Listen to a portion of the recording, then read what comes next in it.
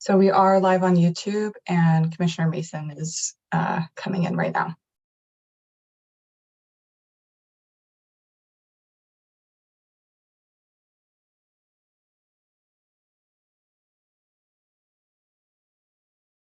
Okay, hold on one sec.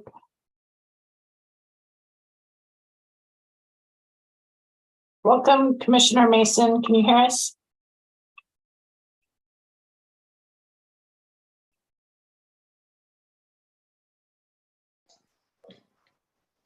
Okay, perfect. Okay, 7:01. Today is January 3rd, 2023. Welcome to 2023. Planning commissioners, members of the Lafayette community, staff. For tonight's agenda, you can find it on the city's website. And there's also directions for joining tonight's meeting and for providing comment during tonight's meeting, all found on the first page of tonight's agenda, lovelafayette.org. And so yeah, 7:01, we'll call this meeting officially to order, and we'll start with a roll call vote, or sorry, roll call attendance. Commissioner Farsan. Present. Hi, everyone. Hi. Commissioner Heising. Present. Commissioner Mason. Present. Commissioner Sturm. Present. Current Vice Chair Labange, soon to be Chair Labange. Present. And I'm Chair Radnich. I'm here tonight. Moving to item 3, adoption of tonight's agenda. Is there a motion to adopt the agenda?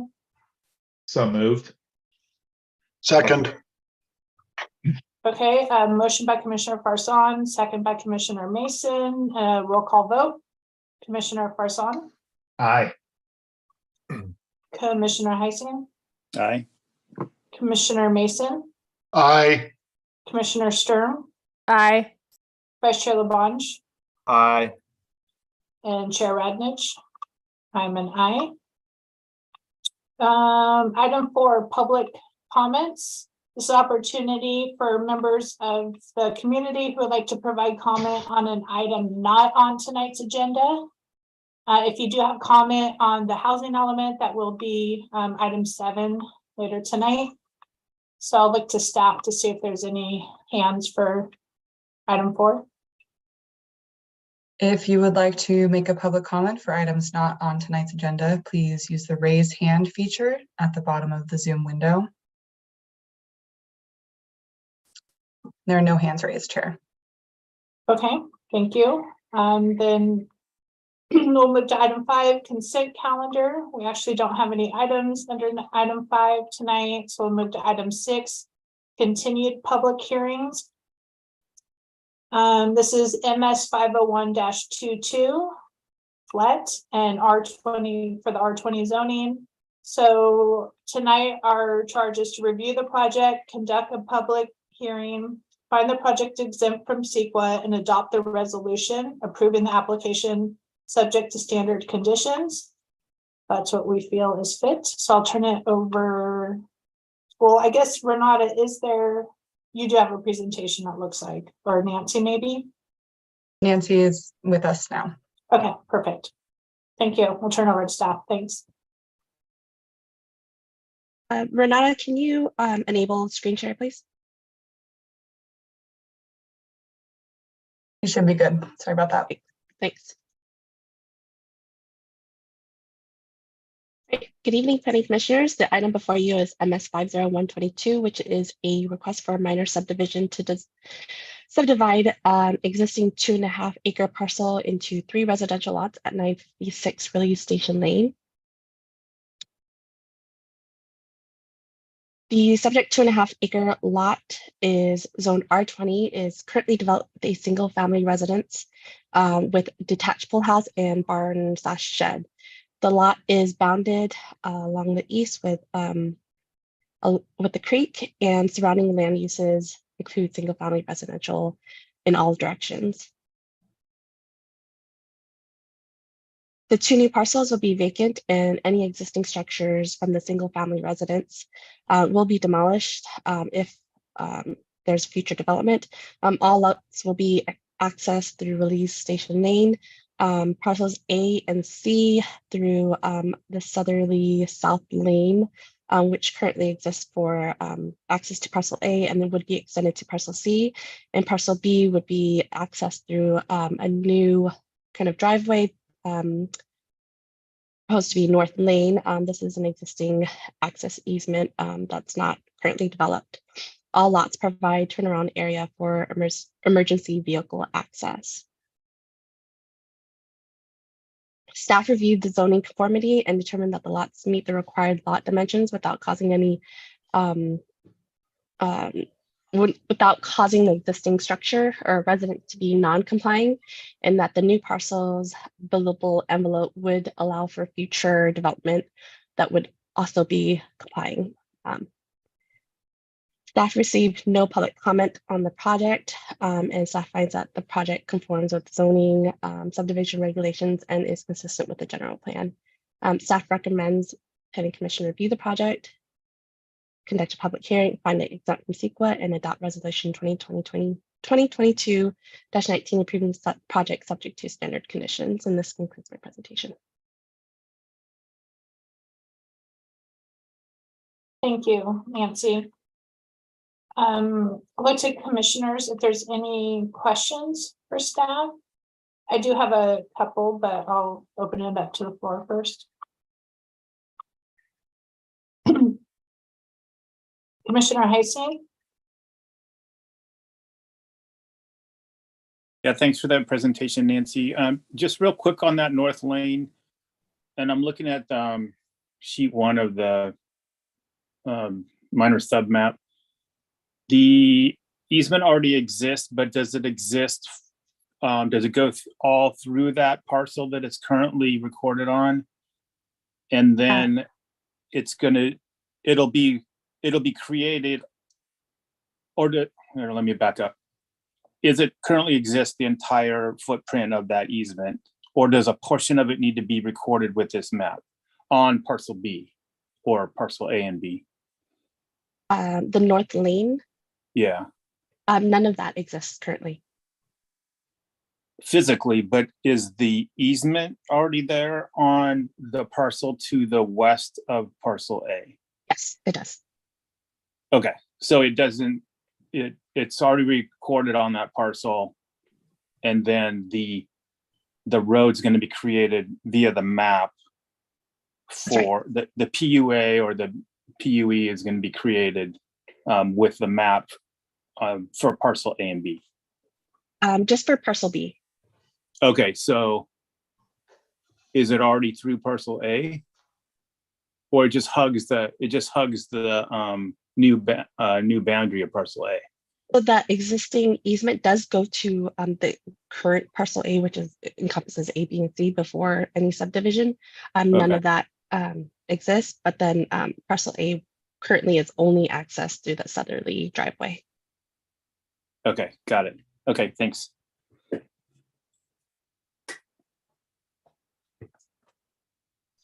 Vice Chair Labange? On the other 2 parcels that don't have houses on them now, this is just represented to show setbacks and kind of access. I believe that's correct. I know a few years ago we had a property that came back after being subdivided, and the property, the layout didn't match the tentative map, and it kind of McMansioned a little. So I guess my question is when it comes back with an actual development, is it what is it bound by with what we've given now? What would we approve tonight? What would that bind the future development in terms of the housing development, if any? Currently, there's no development proposed, so it's really just the lot lines for the new lots. Okay, so then why do we show these? I'll give a little bit of historic background on that. We ask applicants for subdivision to provide an illustrative development plan because otherwise it's just lines on a piece of paper, and understanding scope and scale and where certain how it could be built out is sometimes difficult for people. And so a schematic development plan is that. It's schematic, but it helps the viewer understand what a blank square foot house with a footprint, meaning the setbacks and outdoor living space and landscape and access, what it could look like. But it is not intended to be the end all be all final development plan, but rather illustrative to demonstrate how constrained is what is being proposed or how generous. That's all. Okay. I think where my mind is on this is, you know, in reviewing this and seeing that every parcel meets its required setback and there's no variances required, it's pretty straightforward in my perspective. If it were to come back again, as I recall, the one that did come back, you know, none of us had been there when it was brought through the first time, so we were kind of seeing it first time. And there was logic to why they wanted to change it, and we worked on it, and I think we approved it. I'm just kind of putting this on the record so that we don't ever get in that situation again where we're not approving these layouts of the housing, but we are approving the fact that we're this tentative map with these setbacks. So if a development were to come in the future that had that encroached those setbacks, I mean, that would have to be approved at that time with the variances at that time. And I guess at that time we would decide if it's allowable. So I just needed to talk that out. So thank you. You guys have answered my question. Okay, thank you. Any other questions for staff? Commissioner Sturm? Thank you, Chair. So am I correct in understanding, I think staff said that the North Lane easement exists, it's just not developed. Is that correct? Yes, that's correct. Okay, so I just was wondering about the feasibility, or not feasibility, but the practicality, I guess, of having a developed driveway. It looks like it's right on the corner of that existing residence in parcel B. Can you speak to like are there any rules surrounding that kind of proximity or safety concerns, or has that, we didn't get any public yeah. Yeah, sorry to cut you off. I had the same question, and Nancy, I was actually going to ask while Commissioner Sturm finishes her question, would it be possible to pull up in like a Google Maps view or a view of what's existing right now? I think that would help Commissioner Sturm. Sorry to cut you off, but I was thinking the same thing. So Sure, please thank continue. you. Thank you.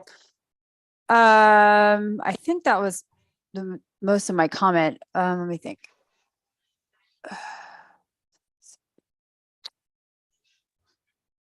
Yeah, I don't know. I had like a little tiny bit. I just lost it. So you were asking if you know, it looks like the lane would clip the corner of the existing structure. No, essentially, I was just thinking, I mean, I don't know what rules or regulations might apply in that case. The only thing I mean, the fire department looked at this. Oh, I know what I was gonna say. I think I understand that I didn't see any public comment for this item. So I was wondering if that residence has given feedback on this layout.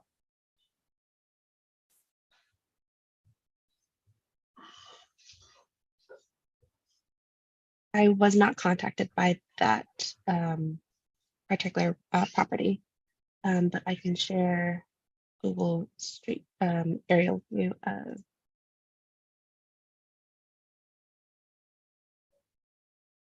area.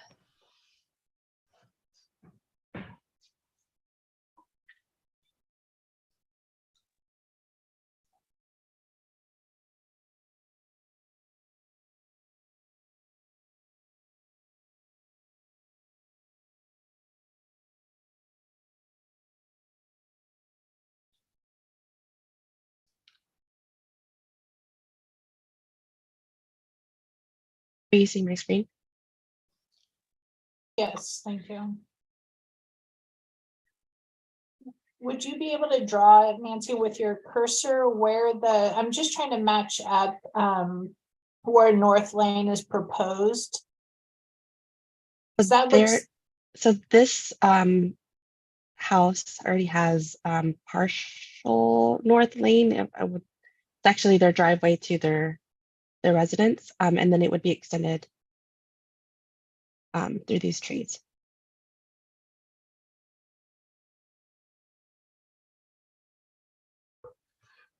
And then this would be Lot B. I think I'm more confused now because the civil plans what are based off of a survey. So why, when you're showing the start of that driveway, it doesn't look anywhere near unless that tree canopy is concealing part of the structure. Which structure? That existing residence on parcel B. So I'm looking at sheet 1 of 4 in their civil plan. And as far as I understand, that outline that's labeled existing residence should be the edge of the building footprint. And it looks to be right on the edge of that easement. And the easement is 24 feet wide. So if it's developed, then I imagine most of that width will be paved. So if you're saying that the first part of that driveway will occur where this section that's already paved is shown. So we're looking at right now, that does not look to be as close to the building footprint as what's shown on the plan. I would defer to the applicant to provide more clarification. Okay. Remember, it also shows that easement is 24 feet. And I mean, that's not scaled, but the width of that easement there right now to where the part that goes into their garage, that looks like I don't know. I could be talking incomplete. That doesn't look like 24 feet. Okay. Yeah, I think it's just the topo of the house on the map is not in the right location, because when you look at the aerial view on Google, it's because there's a circle driveway and it looks like that's the driveway into their garage, I think. And that's probably why you didn't get a comment, Nancy, from that adjacent neighbor, because that road's farther away from the house than it looks like on the plan. So I think when the applicant's engineer speaks, they can confirm that. Okay, and then just, so my question for staff is because this is a private easement, what the city would not have any requirements about its distance from a structure. Is that correct? I believe so. Okay, thank you.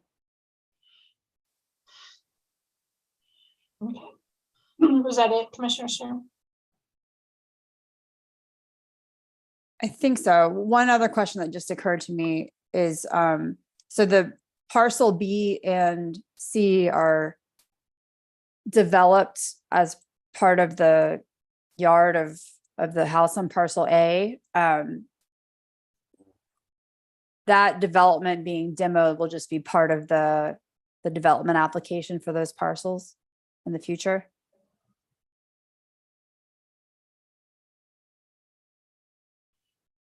No, I believe part of the standard conditions that prior to final map approval, that they would need to be demolished. Oh, okay. Thank you.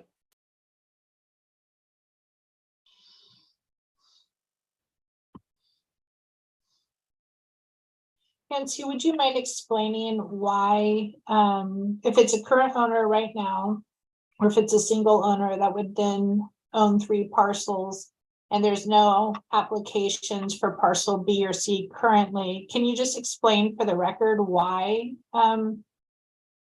demolition would be required as part of the lot split? Unless I just misunderstood what you said. I can't answer that. I'm hoping Greg may step in as why it's a standard condition. I don't know if there is any requirement if there are structures that don't cross property lines. So the building department won't accept buildings that cross property lines. However, it is historically not uncommon for someone, when Lafayette was building out, to purchase 2 lots, build their house on 1 lot, and then have use the second lot as a yard area. And provided that there's no structure crossing the property line, then that is permissible, just to use it as yard area, or to have a structure fully on and meeting the setbacks of a second parcel. Okay, so, sorry, I'm looking at figure 1 of 4 on the civil side. So which, or Nancy, if you wouldn't mind pulling it up, which structures would be crossing the new parcel lines for the new parcel B and C?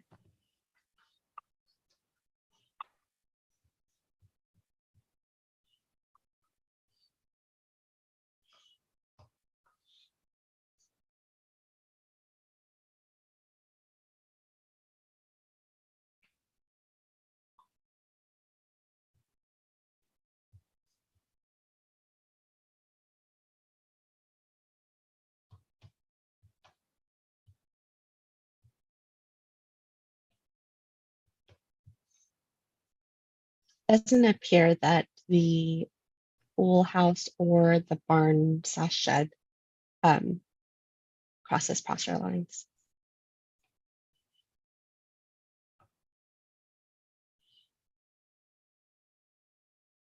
So then the answer to Chair's question is that nothing will be demolished at this time?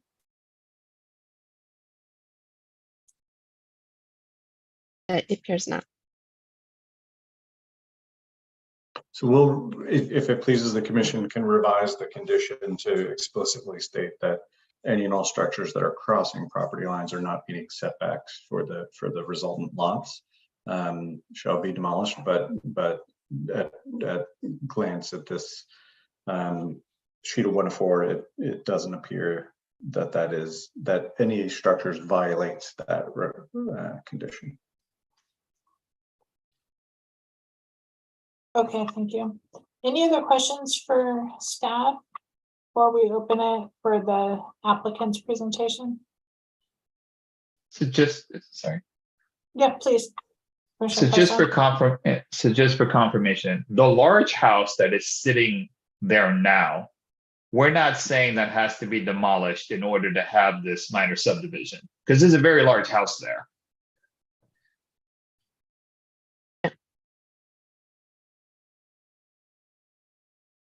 Correct? I just want to make sure that I'm not missing some big picture point there. No, because it's all within parcel A fully. Right. That's what I'm seeing. I just want to make sure I'm not missing something in this. That's why I pulled up every variation of Google Earth. I even pulled up Zillow. I pulled up everything, and I'm trying to make sure I'm not missing something. And so I believe you tried to respond, but we just started. Oh, I'm sorry. Yes, that's correct. There's no demolition proposed for the existing residence. It's completely within the proposed lot lines. Got it. Thank you.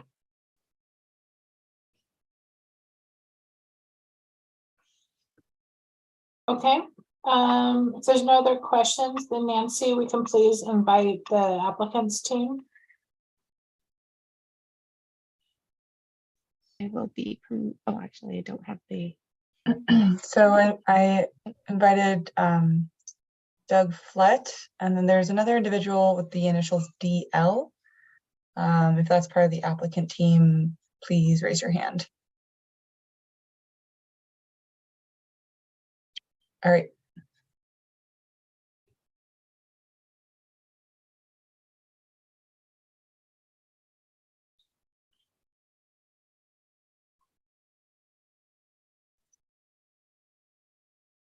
Am I unmuted? Welcome. We can hear you. Can you hear us? I can hear you, yes. Okay. Thank you. Okay, you have Um, 10 minutes.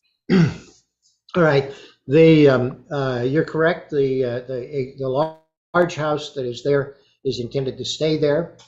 And it's not, it's currently occupied by I think a grandson of the original owner. The smaller house, the pool house and the pool are both on parcel B. And it's intended that, it's expected that those will be demolished and replaced by a more a house more suitable for that size lot, as rather than as an accessory to the large house. It's going to be a standalone.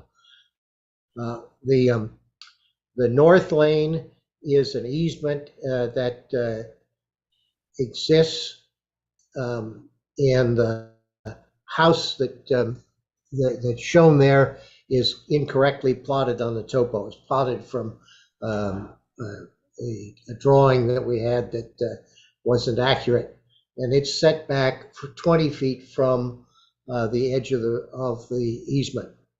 So the driveway that serves the existing house that's right on Release Station Lane is in the easement, and it'll be rebuilt and extended in to serve parcel B. So those are the issues. I think that we're there, and the idea is that if the subdivision map is approved, then we have to satisfy the conditions of approval, and then if the tentative map is approved, we have to satisfy the conditions of approval, and then the individual parcels A, B, and C can be sold separately. Right now, all we can do is sell on the larger parcel. The property itself is owned by a long time, the family. Family bought it many, many years ago, and as I said, one of the grandson of the original owner there built the house, is now living in the house, but that's a situation that probably won't continue. So those other than those issues, I think we've really covered the major features of the property, and we've gone over the conditions of approval, and they're reasonable, and we accept them, and we ask that you approve the project, and I'll be happy to answer any questions that you might have. Great, thank you. And I assume that is Mr. Flett speaking. Right. Is that okay? Perfect. Thanks. Okay, are there any questions for the applicant? I have a couple, but I will let people go first. Okay, I'll ask a couple questions. So just want to make sure I'm hearing this correctly. Mr. Flett, were you saying that the civil plans are what is correct, and the placement of North Lane to the corner of the existing building on parcel B, the placement is actually correct on sheet 1 of 4, but in real life, the placement of the beginning portion that exists today of North Lane is actually incorrect and will need to be demoed and moved closer to the existing residence? No, I think what I'm trying to, I'm sorry for fumbling around here. What's happened is that the position of North Lane, as shown on sheet C1, or the first sheet, is correct. That the position of the house that exists on the existing B is incorrect. Okay. And what somebody copied an old drawing and put it on there, and that drawing that location was incorrect. The house is built, the owner of this property and the owner of the house on parcel B cooperated in the construction and relocated the sewer and located the house. And so the required 20-foot setback for the existing house on parcel B is there. The drawing, what's shown on the first sheet is incorrect. Okay, The Thank house you. is actually 20 feet further south. perfect. Thank you. Because I know a couple of commissioners had a question on that. And then I also heard during comments to staff, I don't know if you're able to hear that portion of the presentation, but there was another question. We did notice that no comments were received from any neighbors on this application. And so we were wondering, have you had an opportunity to mention these plans to the existing owner on parcel, be it for that existing house, where we're talking about that's actually 20 feet south? Yeah. Have you had any conversations with them about this yet? I personally haven't, but during the construction of that house, I worked with that owner, and he was cognizant of the development plans that we had. And he actually, the owner of this subdivision used to own that parcel B, and it was sold with the easement sold to the builder of the existing house, with the understanding that the access road would be there and the easement was recorded against that lot. So they're cognizant of what's going on, but I personally haven't talked to them since the house has been built. Okay. Do you know, I'm curious, when was the house built, roughly? A couple of years ago. Okay. Oh, and then I don't know if you're able to hear our portion of the conversation before you joined, but there was a question or a little discussion about the condition of approval for the demolition of any structures that were crossing parcel lines for the newly proposed parcel B and C. And it sounds like, even though there's no development applications proposed right now for parcels B and C, it does sound like that is the intent. And so was your hope to do the demo now to more or less make those parcels more appealing, or was your intent with our discussion, along the lines of our discussion with staff, of if there are no structures currently crossing the parcel lines, the new proposed parcel lines for B and C, would you be looking to leave those structures, sell off the parcels, or whatever as is, and then a future developer worry about the demo? Well, we're at the tentative map stage.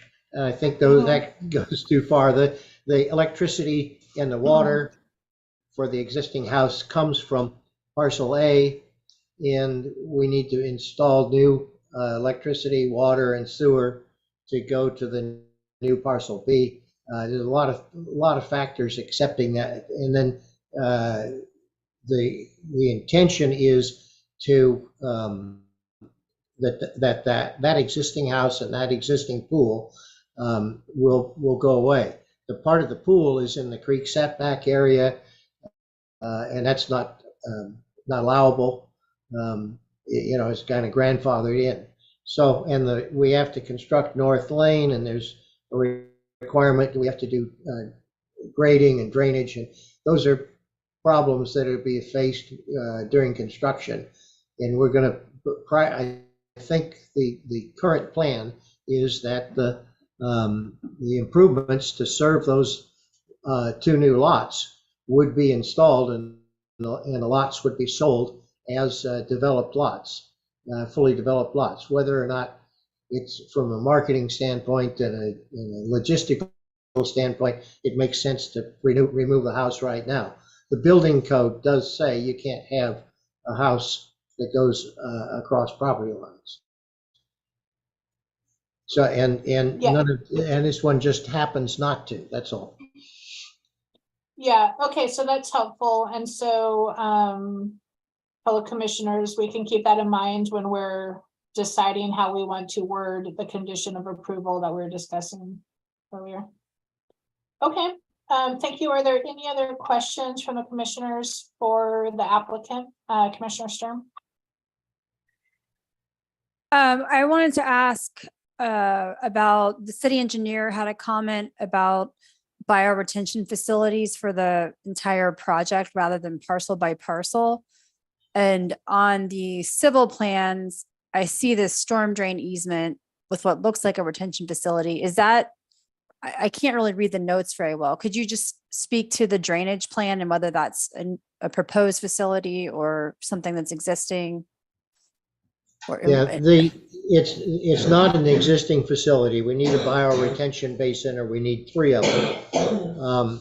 The plan was made up showing one large bioretention basin and to show that there's adequate area to build a bioretention basin so that we can treat the water before it goes to the creek. We need to get an approval from the California Fish and Game in order to put the water in the creek. We agree with the city engineer that it would be better to have smaller and more individualized locations for the bioretention, and that's something that needs to be done, finalized with our final stormwater control plan. So I doubt that you know, all we're saying at this point is that it's possible to put a larger one, and then we've got to see if we can work out when we come down to actual proposals for development, whether or not of the individual houses. My expectation is that there will be smaller basins, more individualized bioretention basins, and we think that's a reasonable comment by the city engineer, and we don't expect that it will be built as one large basin. Okay, so I guess, thank you for that explanation. And then I think I have an additional question of staff then. So it sounded like the city engineer was proposing that a drainage plan be part of, I mean, would the drainage plan be considered part of this proposal? And then would the design need to be approved as part of this proposal if it's, or how do you approve a drainage plan if it's separate from the subdivision, but also preliminary to the individual development applications for each lot? I recall checking in with him, and he said that it would be when those lots are developed. So the commission can condition that the smaller bioretention is on each individual lot, but then actual review of it would be done later down the line. Okay, so I looked through the drainage conditions of approval. Am I correct in understanding you didn't create a condition of approval in response to the city engineer's comments yet? I did not. Okay, so we need to add that in now. Okay. All right. May I comment on that? Sure. In order to develop those lots, we have to provide and meet your requirements for stormwater control. We have to put together a stormwater control plan, which needs to be approved by the city. We can't develop the lots without doing that. And exactly how we would do that is up in the air, and it needs separate approval in the future. So I'd rather not. We didn't want to pick the locations and the elevations and the drainage ditches at this point because we don't have any idea of what's going to be developed in the future, and we have an existing parcel that we have to, parcel A, we have to provide drainage for, and it may require pumping, and we'd like to avoid pumping, and there are just a lot of things that have to be done. And you have the actual control, the city engineer has the control over the development in that we have to submit a stormwater control plan in order to finalize this. So I don't think there's a necessity for an additional condition of approval. It's it's a technical problem that the engineer needs to be, we need to work with the city engineer to come up with a feasible plan for whatever we want to develop. So that's my opinion. So I'd request that we just not have a separate condition of approval, because you've already got the approval. You need the approval of the stormwater control plan. Thank you for that. I think, yeah, that makes sense to me. I guess I'm just trying to think it through that, say, the development application for parcel C comes first, and through that, like through refining a drainage plan for parcel C, it includes a design that extends into parcel B. How is that, like, drainage development on parcel B then sort of, if the application's for parcel C, I'm just thinking if there's some kind of comprehensive drainage plan that needs to happen, it seems like that would, at least like the basic idea for it would be documented in this process rather than through a development application specific to one parcel. But I don't know. I mean, I don't know if that's. Well, there is the whole thing needs to be coordinated, and we have to discharge to the creek. And so we also have to get Fish and Game. We have to work out that discharge to the creek. And we think that we would like to develop one discharge to the creek, so that even though there might be separate drainage basins, we want to have a single discharge to the creek. But we don't know yet. It'll be a year or so before we get through Fish and Game. We don't know yet exactly where that discharge is going to be and what the conditions are, and that's going to have an impact on the overall plan. Okay. All right. Thanks for that. I'll trust the process. Commissioner Mason. You're on mute. Question for the applicant. I understand what you're saying about leaving it up to the future builders, tear down now. But would you be adverse to, as I see under a proposed layout, the existing pool could remain? Would you be adverse to removing the grandfather clause for the pool because it is in the setback if you are to allow the existing structures to remain? I don't know that I can speak to the owner. All I know is that the intention is that the pool goes away. That's what we had been thinking of, and I don't know any reason, and I'm not sure that Mr. McGrain was able to make it to the meeting tonight, so I haven't talked to him yet. So I can't speak for him, but I do know the intention is that the pool and the pool house go.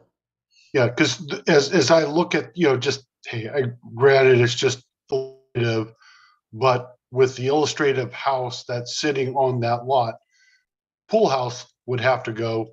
There's no reason that the pool would have to go. And whether or not we allow something to be grandfathered in again with the creation of this lot subdivision is a completely separate discussion from anything we've been talking about already. And I was just wondering whether you felt there was a need to go there. I don't think so. I'm looking at the map on my other screen here. And it's a corner of the pool that is in the creek setback.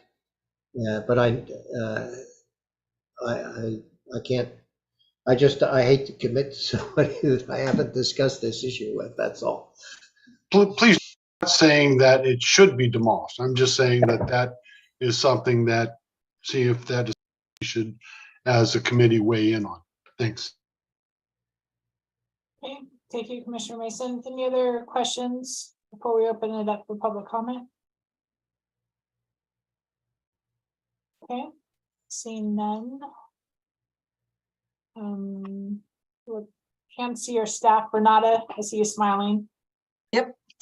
If you would like to make a public comment on this item, please use the raise hand feature at the bottom of your screen. There's one hand raised.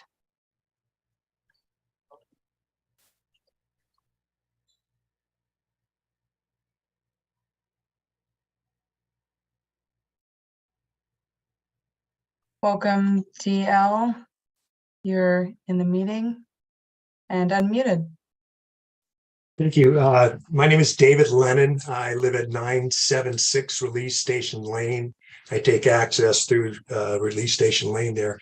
And my concerns are about some of the items you discussed in regards to extension of utilities to these two new lots and the drainage matters.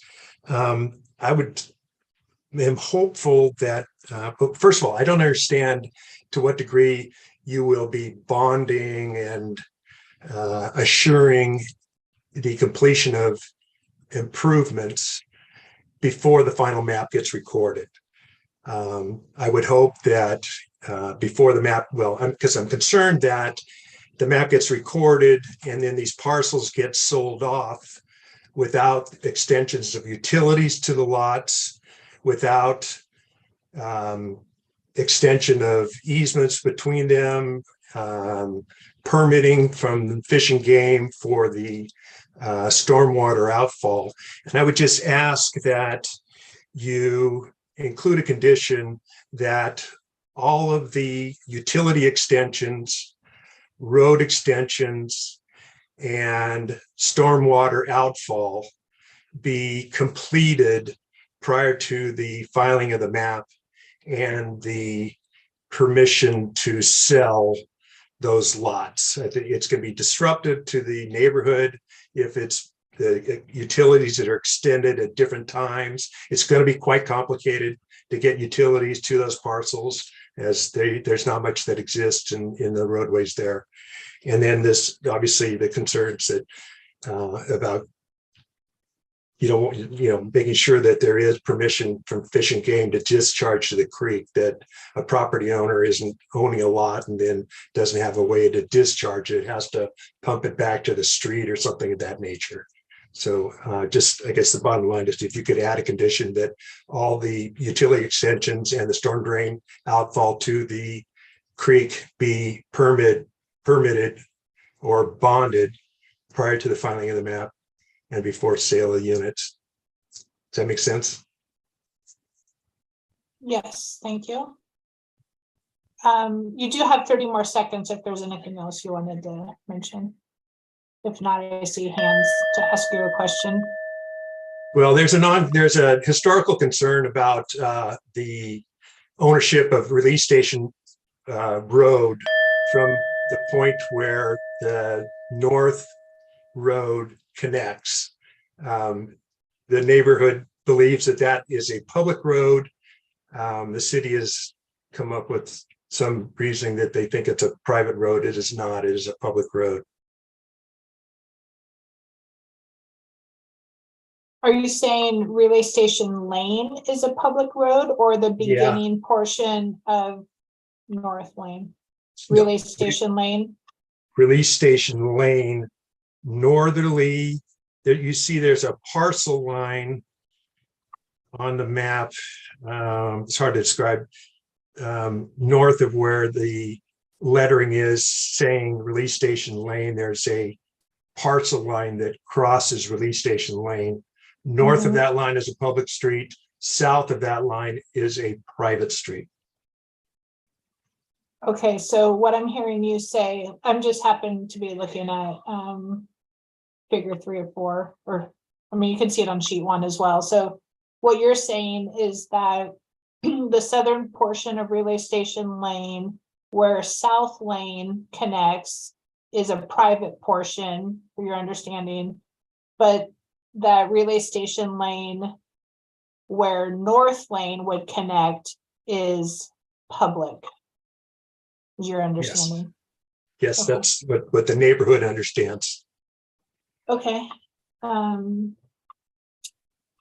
Thank you. Commissioner Mason, I see you have a question for the speaker. Yes, I just want to state for the record, since he didn't take a definite stance, I feel more comfortable, but Dave and I have known each other for many, many years. His 2 sons are godfather to our eldest son, Blake, and we were inspired by his middle son's name of Blake when we chose a name. So Dave, welcome. Thank you.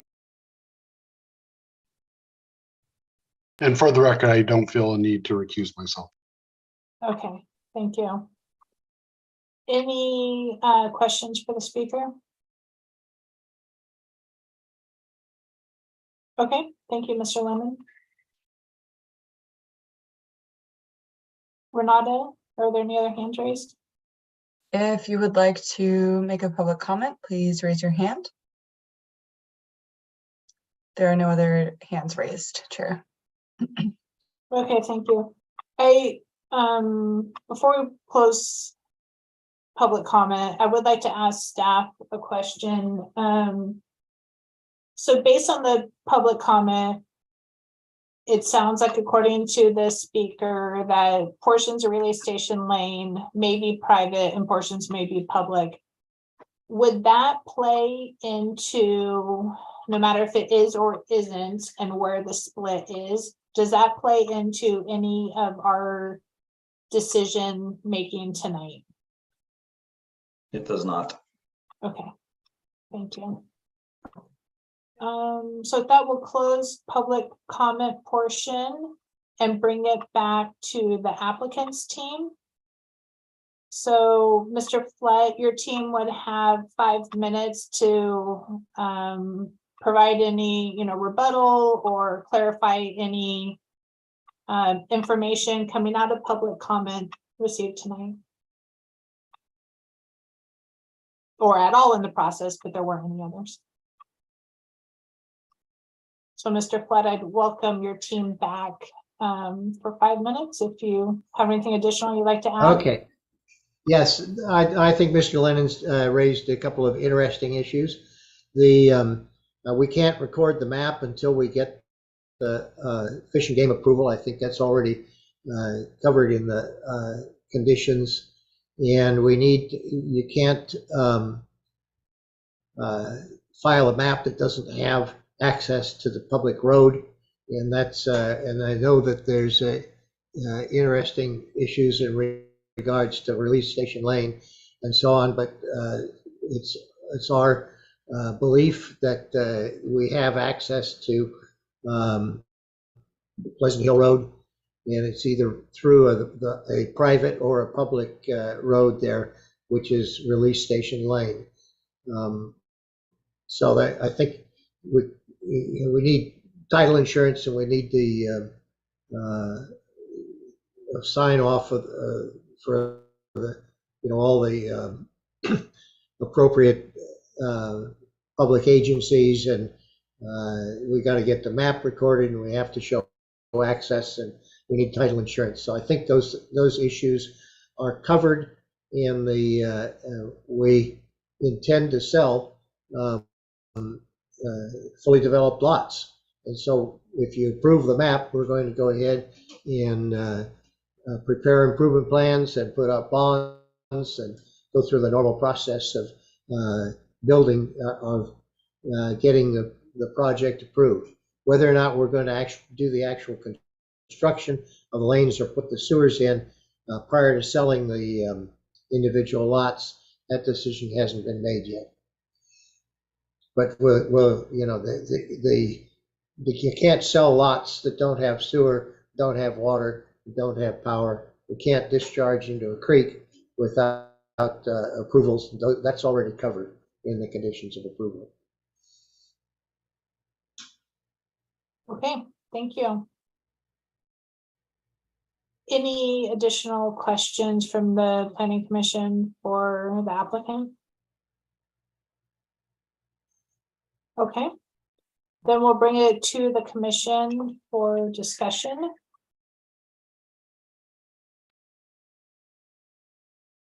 Commissioner Heising. Yeah, thanks, Chair. Just related to what the applicant just mentioned relative to the speaker, condition S2 says that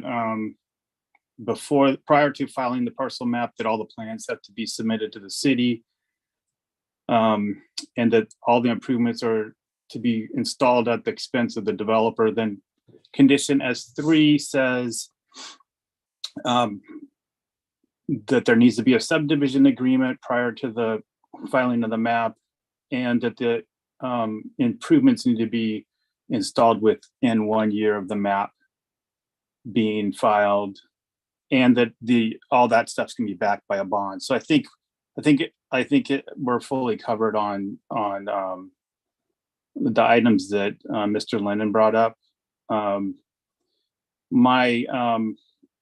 I do agree with the applicant that once they start working with Fish and Game, I think Fish and Game is gonna prefer a single outfall into the creek. They don't like more outfalls into creeks than necessary. So if it so happens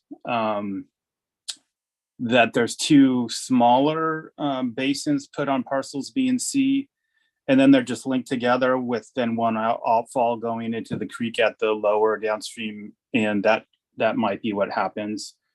I do notice on the contours, the storm drain easement is right at the edge of the contours, dropping down into the basin. So it just suggests that when you're setting the easement for the basins, whatever form they come in the future, that you give enough space at the top of the contour for maintenance workers to walk around the basin, or to stage equipment to do the work on the basin to clean it out, because there'll be annual maintenance required. And then those basins are essentially like swimming pools with the creek structure setback. So I think we could maybe add a condition that just says, hey, because our municipal code number 512, Article 5 has all the creek structure setback requirements, but then there's a exception process spelled out in section 6-1842. So because there will be those basins within the structure setback, my suggestion is that we just have a condition that says, just to cover the city, that the applicant should have a process and exception for any basin within the setback. And it's a simple process. All you got to do is prove that if someone was building a swimming pool in the setback, you could prove to the city engineer that it's stable and not impacting the creek bank, and you should be able to get an exception. So it'd be similar here, that the basin would be inside this setback via an exception. And those are my comments. Thank you. Any other thoughts? Commissioner Mason?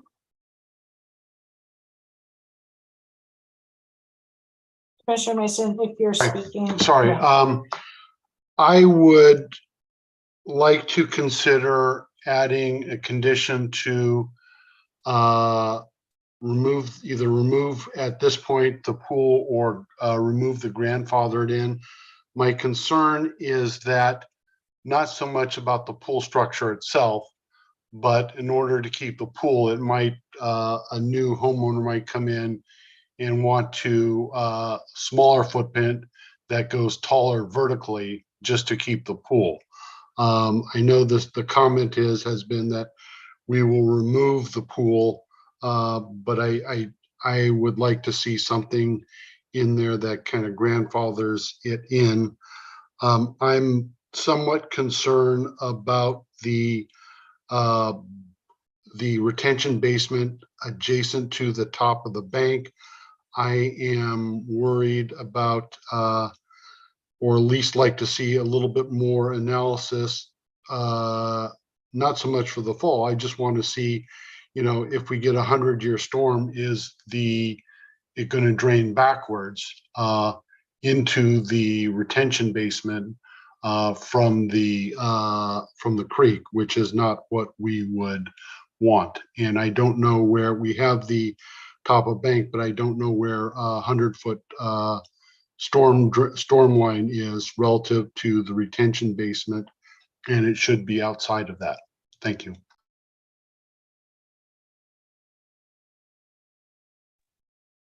I think I'm just writing a note here.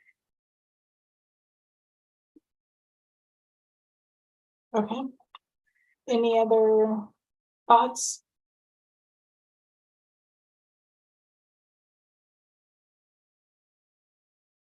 Nancy, can I ask you, based on our conversation during staff presentation, we were talking about the potential, the demolition of any structures that are crossing the parcel lines, which there aren't. Can you point us to which condition that is? I'm trying to look at the same time as we're listening here, and I have not found it. I believe I was mistaken. I think I was looking at another minor subdivision and just thought that it would also apply, but I did not find it in this in the standard condition for minor subdivisions. So it's not in this one. Okay, and is it staff's understanding that we would not need to add it to the conditions of approval tonight, or knowing that it's not in here, should we add it? And Commissioner Heising, I think you have a hand raised. Yeah, I think it's part of the building code, so I don't know if we would, and I'll defer to staff, but I don't know if we specifically need to add it as a condition. Okay. Because they have to adhere to it anyway. Okay, I'm fine with that.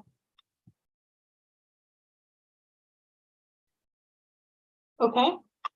So for minimal discussion, lots of questions that were answered by staff and the applicants, a couple of follow-up questions that were asked of the speaker, or clarified with the speaker. I did hear Commissioner Heising did summarize the speaker's concerns and pointed us to the conditions of approval that spoke to them. I heard Commissioner Heising suggest that a condition of approval be added, that the applicant process the application for any basin that's falling within a setback. Commissioner Mason, I did hear your concern over the 100-foot or over the 100-year flood versus top of bank. So is that, would you mind just clarifying if there was a specific wording for a condition of approval that you're looking for? Yes, thank you. This only applies to the storm drain catch basin at its current location. I think that needs to be developed further. First of all, it's within the drip line of a 30-inch and 42-inch oak, and we need something to see if the excavation would damage the root system.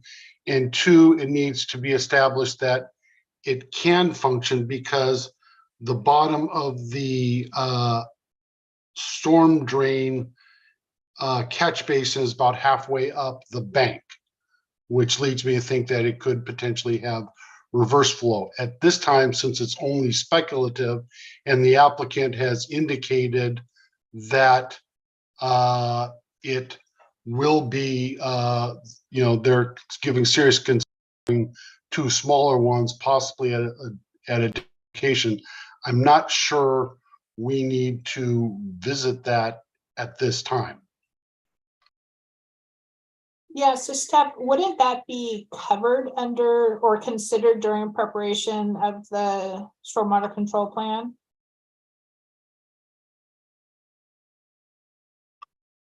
Like per engineering's comments? Or consistent with that? Or would you recommend that a specific condition of approval be added? I believe it would be covered under the stormwater plan. And then anything more detail would be under the development itself. Individual development, sorry. Okay. Okay. Commissioner Mason? So how about we do it this way? A condition of approval would be to develop a stormwater drainage plan and an arborist report dealing with to address the Cat stormwater basin at its current location.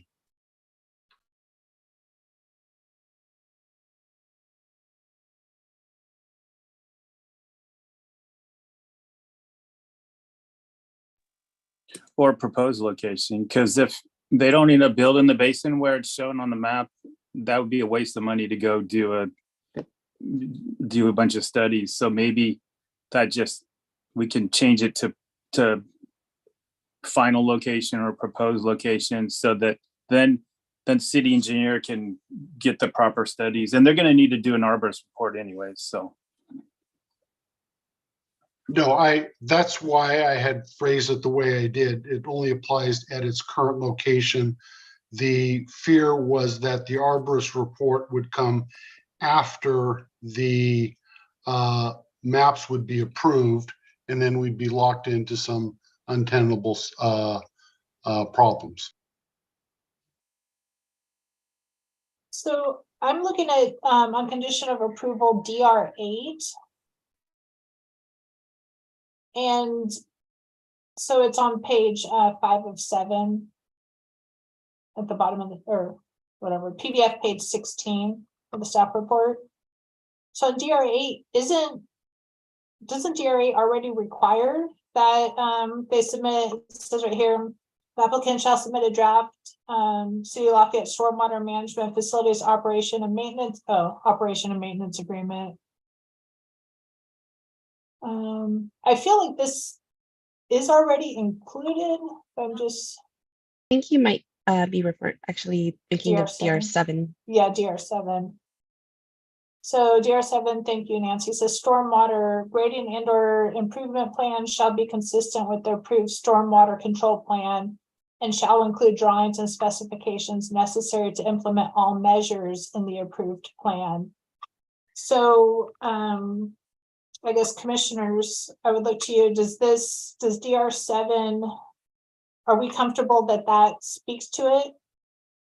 Because I do see a thumbs up. I do think that the city engineer would already be required to take Commissioner Mason's suggestions into consideration when providing approval of the plan. So I guess I would just like to ask Commissioner Mason, are you comfortable with DR7, or would you like some additional language modifications, or would you propose?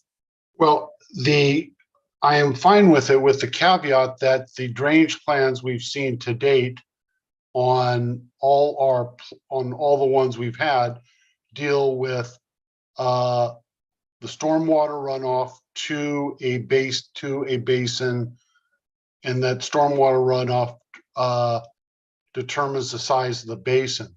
What I am asking is there a counter problem of reverse flow from the creek back into the basin? And that seems to be beyond the scope. We've never had that issue come up before. So I don't know if it is a part which they just have never had to apply, or what, because the bottom of that catch basin, again, that's only at the proposed location, is about halfway up the creek bank. So yes, you could accept that there is a potential for reverse flow, But if they're only studying the the water runoff from the 3 particular lots in question or 2, then that may be beyond the scope of a traditional storm water runoff analysis. I wanted to make sure that that was covered. Is that somewhat clear? Yeah, that makes sense. Commissioner Heising, I saw you, or, oh, actually, first I'm gonna jump to Renata. I see Renata put her hand up. Chair, I'm not sure if this is helpful, but the applicant is raising their hand again, and we can bring them back if there's any questions they can answer. Sure, so let me jump to Commissioner Heising and then we can bring the applicant in. Yeah, thanks. I think we're starting to veer a little out of our purview. We're just approving this subdivision map at this time. And I think these are all things the city engineer will get into. Just in general, I know the 100-year flood and the FEMA maps, I mean, that's what dictates where you set the pad elevation of the house in the future. It has to be out of the 100-year flood. But typically when you design storm drain systems, you design them for like a 10-year flood. If there's a 100-year flood, those clean water basins aren't even going to operate anymore. Yeah, the whole dam, all those backyards are going to be flooded of everybody's house, and there's going to be a much bigger problem than a clean water basin not functioning. So I think the clean water basins are supposed to function for lower level storms, take the runoff from the roof drains of the house, the sheet flow off the yard, treat the water, and then go into the creek in a normal rain situation. So I would just say we just leave the conditions the way they are and let the city engineer approve the stormwater control plan and let the city engineer do their job, and then we just stick to subdivision of this parcel. That's kind of what I'm thinking at this point, but those are just my thoughts. Thank you. Commissioner Parson. Thank you, Chair. I was not as eloquently as Commissioner Heising just stated it, but I was going to say the same thing. I think there are multiple conditions under Section 4 for drainage where we set the platform for the experts, so to speak, to look at this when it gets to them. So that's why I'm comfortable with where we are. And by the way, we might have our 100-year flood tomorrow evening into the night. So actually timing might be just right to see how this works. But honestly, I just think these are the same conditions that we've seen in the past. I understand where Commissioner Mason, I understand his concern, but I think this is where we have the normal conditions, and then the experts, so to speak, will guide it forward once it gets to that point. Thank you. Thank you, Commissioner Parson. So Commissioner Mason, how does that sound to you? I'm fine with leaving it as it is. I thank everybody for their, and especially Commissioner Heising, because I know this is more his area of expertise than mine. That's what I was going to say. I do appreciate everyone's conversation on this item, and I do also appreciate Commissioner Heising. I was going to say the same thing, your experience. So thank you. At this point, Renata, I don't think we need to bring the applicant back in, but I do appreciate that offer. Not seeing any other hands for further discussion, so I will kind of look to a commissioner for a motion on this item.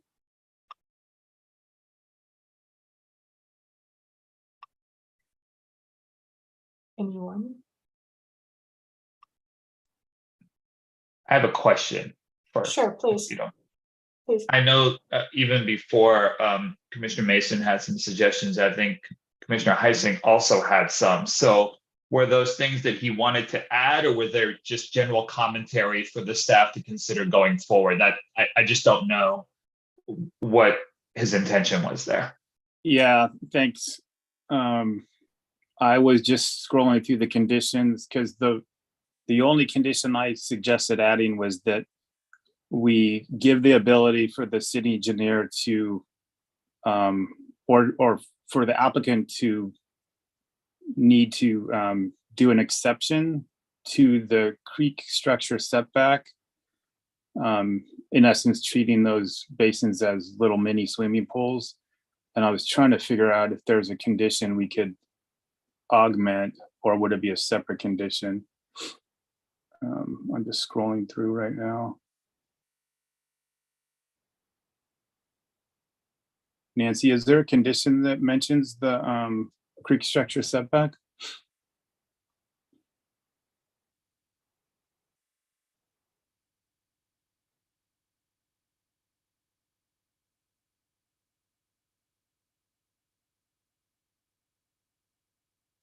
How about DR9? It's stormwater. It says prior to filing parcel map, applicant shall submit final city of Lafayette stormwater maintenance facility operations and maintenance agreement. Oh no, where's the one with the plans? Where they have to submit stormwater plan. F7, I believe. Yeah, 7. Maybe we just add it to DR7 and add a sentence in there saying, and shall submit exception to the creek structure setback as deemed by the city engineer or something like that. Is that good with everyone? And then I can make my motion on that. Okay. So you Yes, I share- was just also reading DR6 to make sure DR7 is where it should go. and maybe the city engineer doesn't feel there's needs to be an exception, but I just wanted to have a window there for him if he felt it warranted one, just based on the location of those basins. Because he did have that one comment about the basin being right up against the bank of the creek, and that maybe would, he had a little bit of concern, I think, that it could blow out or something, or blow into the creek. Okay. DR7 makes sense. Okay. So I'll make a motion that we, hold on, let me see the recommendation in the staff report.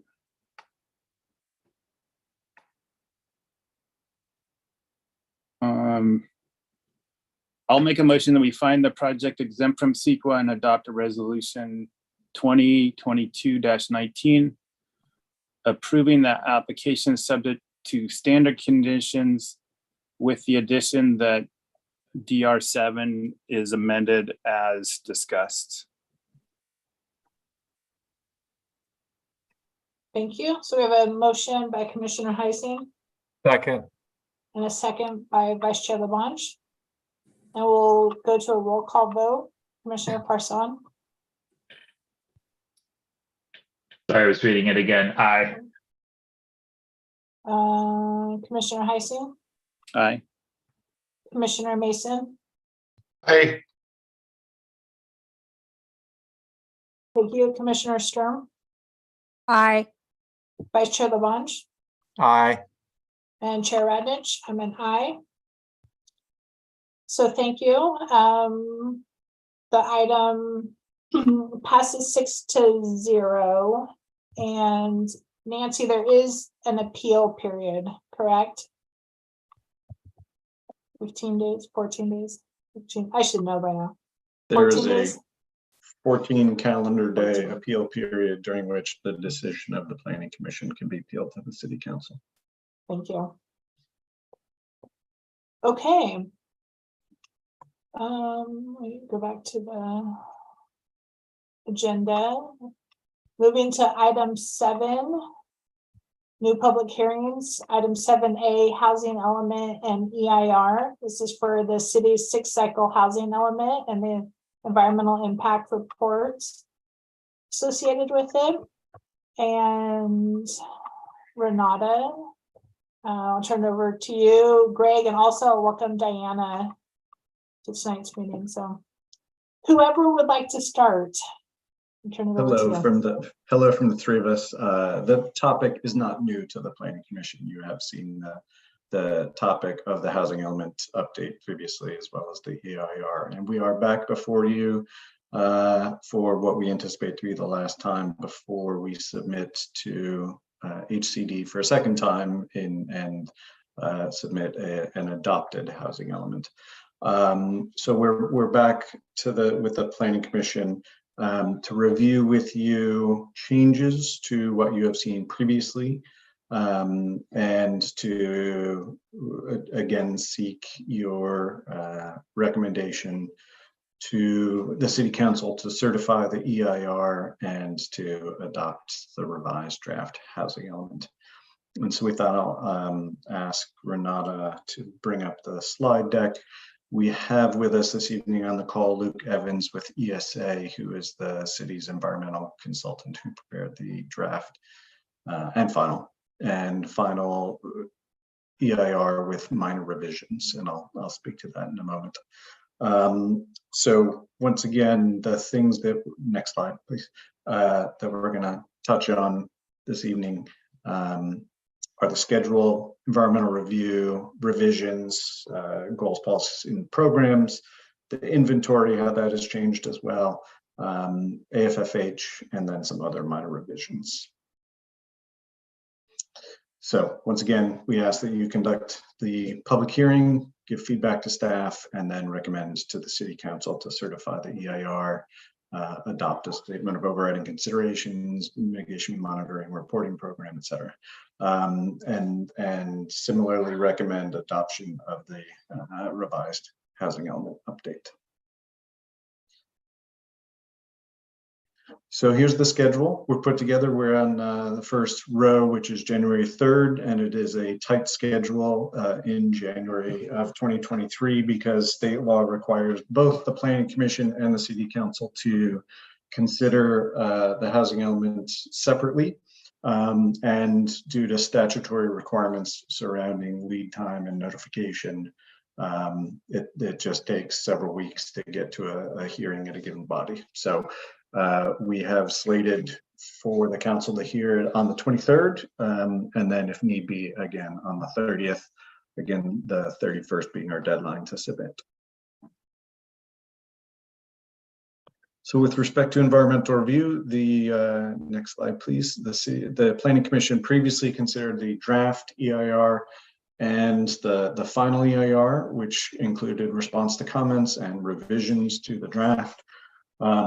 Subsequent to that time, and this is a bit of an overview slide, the Commission will recall that the City Council established 10 growth geometries early on, and 2 scenarios for growth, one where the growth would be somewhat distributed in and around the downtown, and then a second option, which was the downtown only option, so all the growth in the current boundary of the downtown specific plan.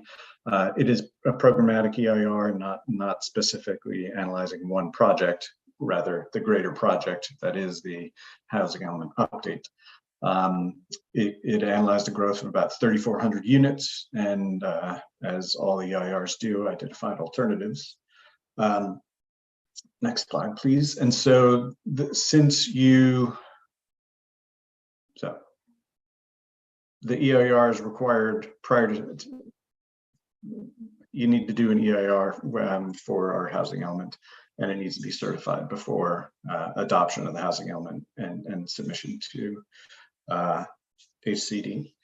And I don't know if we have another slide on it, but essentially the topics or the things that have come before you previously, the draft and the final EIR.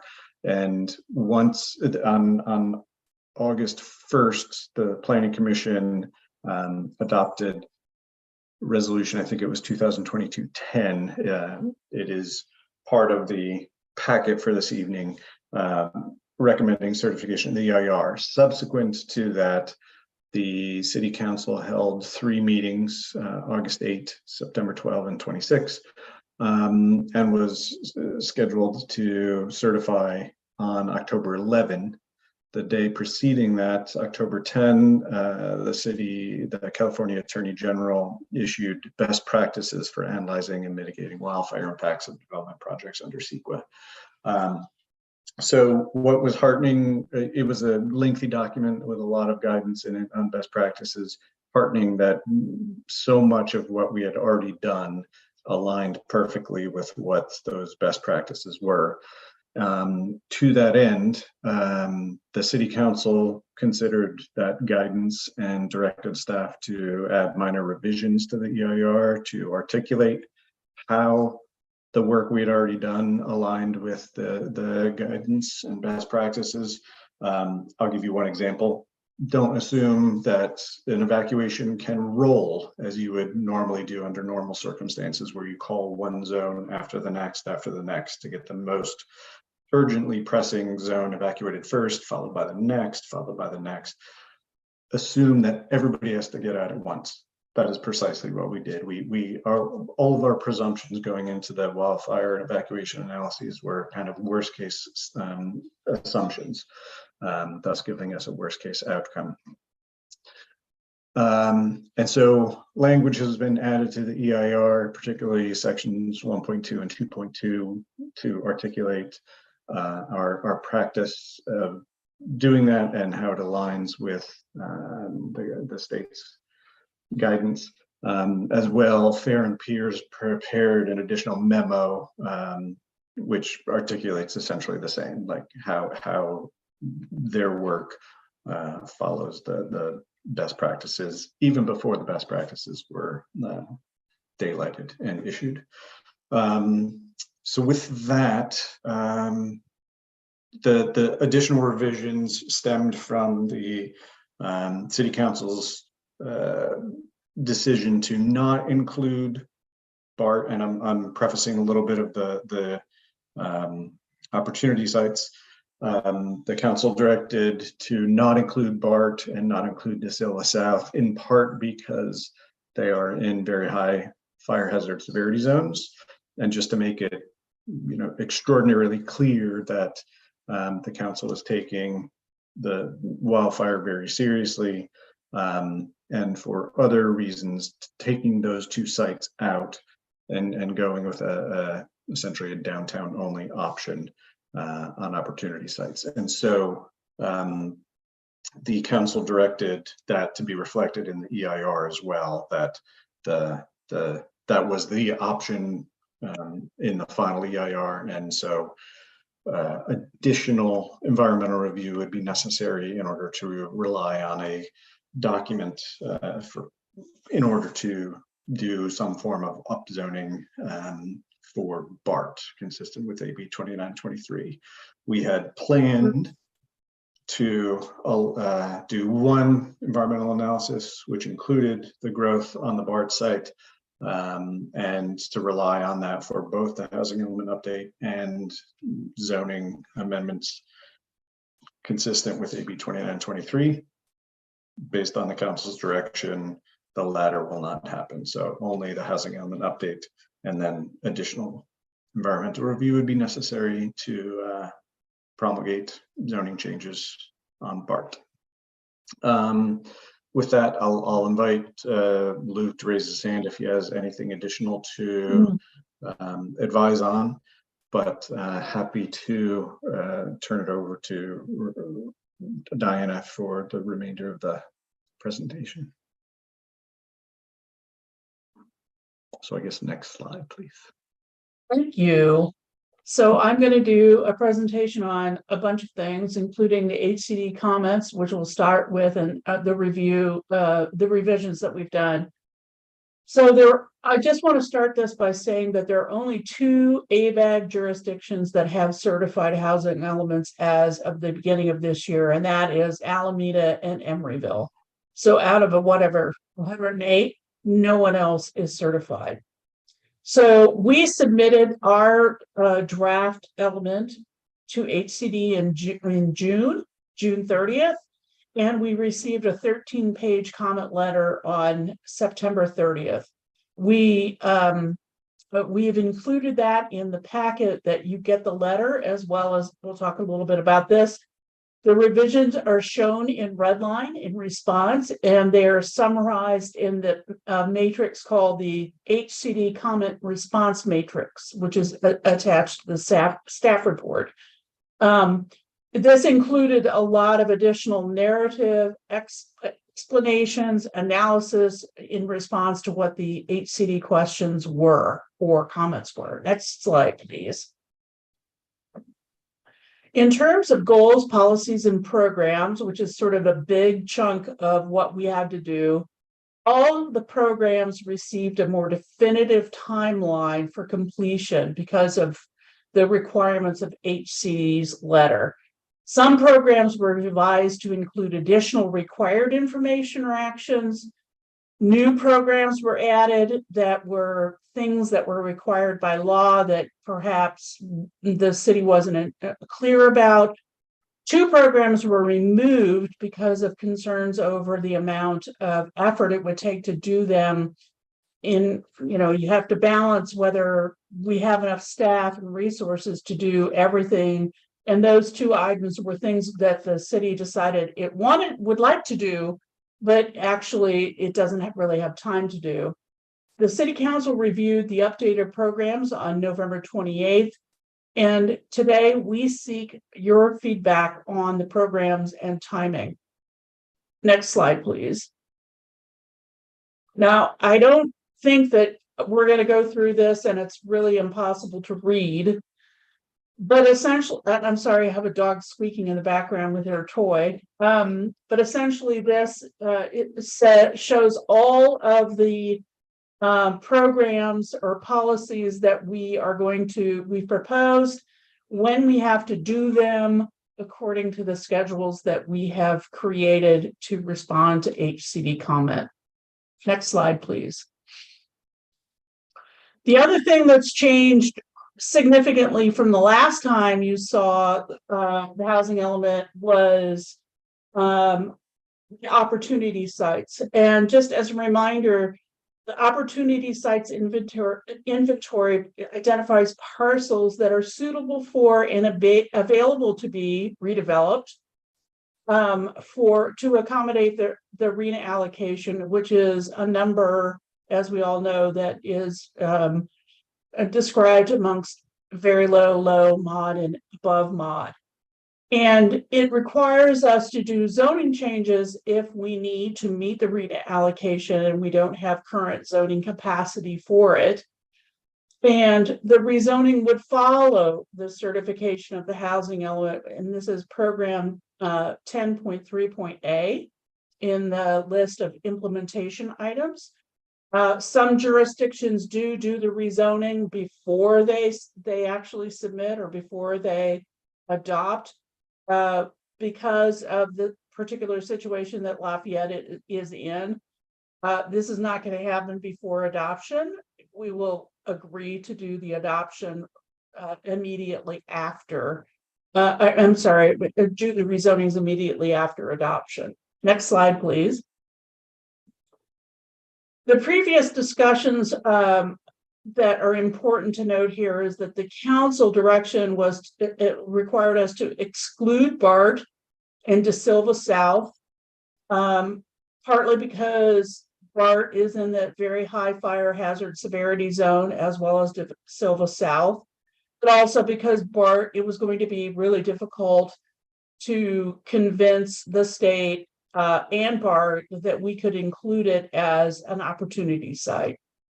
The Chamber of Commerce provided information that they thought was the best inclusion of sites and zoning. They included De Silva South, and they also increased density in areas 2, 3, and 5. And we provided that information to the City Council about what that would look like.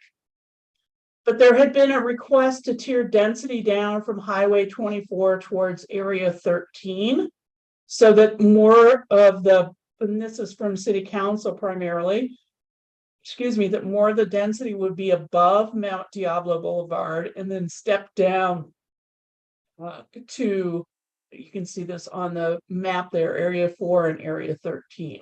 Next slide, please. So the revised inventory, you can see here, which is in your packet, there is a line that's yellow that is basically sort of halfway between Mount Diablo, maybe not quite halfway, Mount Diablo and Highway 24, where things above that yellow line would be at 75 DU per acre. Things a lot below that would be, roughly speaking, 50 dwelling units per acre. There would be additional on the left-hand side, on the southern part of Mount Diablo, that would be 50 DU per acre.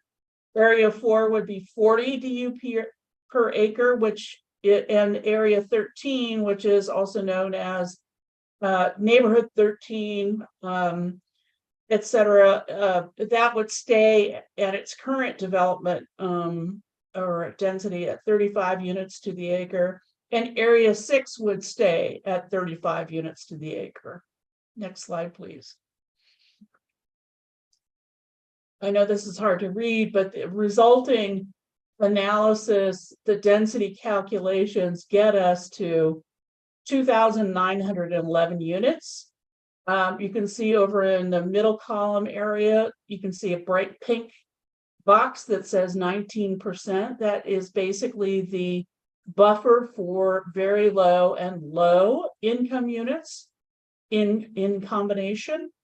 It's not ideal because if you have a development that we thought would have 67 units of very low and it's developed for more than that, i.e. above mod or moderate or any other income category, we immediately have to find either new units or rezone.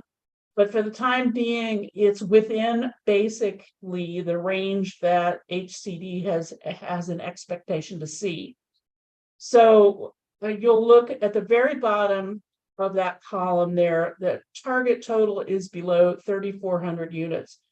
The EIR examined essentially development up to 3,400 units. So all of the issues that may have been brought to fore in the EIR will be mitigated somewhat because we're only projecting units at 2,911 over on the, if you can see in the bottom left-hand side. Next slide, please. One key factor involved in the completion of our housing element is affirmatively furthering fair housing, or AFFH. The requirements for AFFH, there are basically 4 main categories, although there are some other categories, but primarily I think the most important is the site inventory analysis. And the question to ask is, does the proposed location of future units improve or exacerbate concentrations of poverty, poor environmental outcomes, poor educational outcomes, et cetera, et cetera? Secondly, that we have to provide an analysis of segregation and integration within the community and outside the community, like what is Lafayette like, sorry, squeaky dog, Lafayette compare to the neighboring jurisdictions. We have to talk about the fair housing enforcement and capacity. And then we have to include programs to address disproportionate housing needs, programs to improve mobility, and to prevent displacement. Next slide, please. You don't have this because it just came today. You have an earlier version in the packet, because it originally looked at BART, the analysis looked at BART, and now we're looking at not BART and everything primarily in the downtown but with distribution of ADUs and so forth in various areas, plus the Deer Hill development. And the analysis shows us that although multifamily housing, including affordable housing, tends to be clustered in the downtown, these areas are the highest opportunity. They have the best benefit to community members. They're close to transit and are rated as healthy communities. There was some comment from an organization called Housing, I can't remember what the name of it, Housing Affordability Coalition or something like that, HAC, a letter from a lawyer that said, you know, you're putting housing next to the freeway. But in fact, all the indicators that we have looked at and our consultant looked at said these are actually pretty healthy areas compared with other areas in the Bay Area. There are not high rates of poverty in the areas where the primarily the new units would be going to, and providing new affordable housing would not exacerbate conditions, not exacerbate poverty and other things. And providing affordable units, this was also from their conclusion that providing affordable units in these areas will help stabilize households and prevent future additional displacement. Lastly, because the ADUs that we are projecting to be in the community will be distributed throughout the city, it is expected that more affordable units would be located elsewhere outside of the downtown. Next slide, please. Other revisions that we made. We had to provide some new data that was not provided by ABAG when we first put our document together. And it pertains to cost burden for renters and homeowners by income category. And we have revised that in the Appendix A, which is the background data.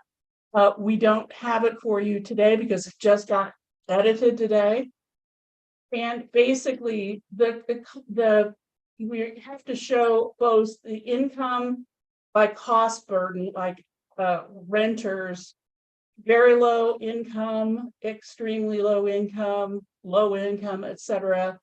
Who has a cost burden over 30%, who has a cost burden over 50%, and the total, and try to understand, is there a difference between the cost burdens experienced by, let's say, low income renters versus low income owners? And the answer is yes. Lower income renters, their cost burdens are much worse than lower income owners. Next slide. Here's the information. Sorry. Here's the information for owners. There'll be more detail in the it explains this in that appendix. Next slide, please. Other minor revisions have included responses to comments from HCD, including land use controls, whether or not various aspects of the land use controls are a constraint. In the inventory, we provided more narrative on the progress in meeting RHNA. We provided more data on recent projects involving lot consolidation. These are all questions asked from HCD. And we provided more data and a discussion on the suitability of non-vacant sites for housing. Lastly, for Appendix G, which is your goals, policies, and programs, we provided more detail on the specific number of acres and densities that will be rezoned to accommodate RHNA. Next slide, please. I give it back to staff.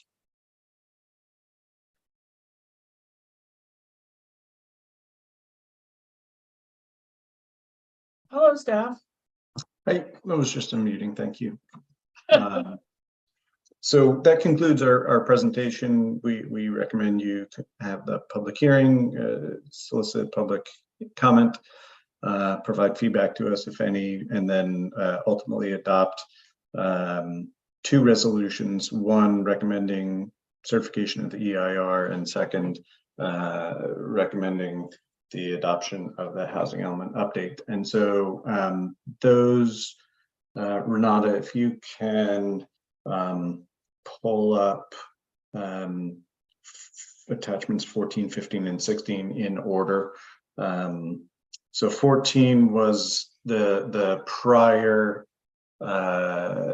resolution that the Planning Commission adopted in August, recommending certification of the EIR to the City Council.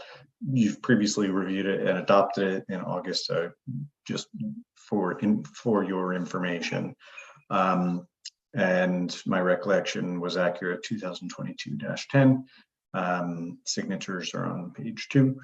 And so there is a new resolution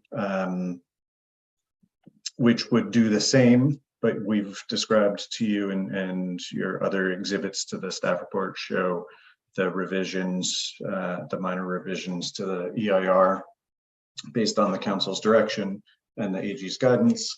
So this is also a 2-pager, and reflects what you have, those exhibits. Happy to leave it up on screen if you would like additional time to review it. This is on the website for tonight's meeting, and has been circulated.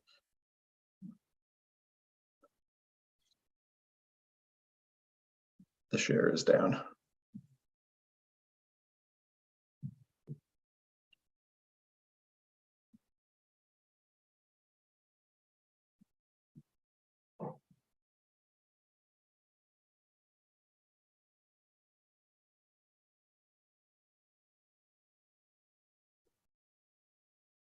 Thank you. Is that the end of staff's presentation? So there's a second page to the exhibit 15, which is the EIR certification, and then there's a resolution 2023-02, which is the recommendation to the city council to adopt the housing element.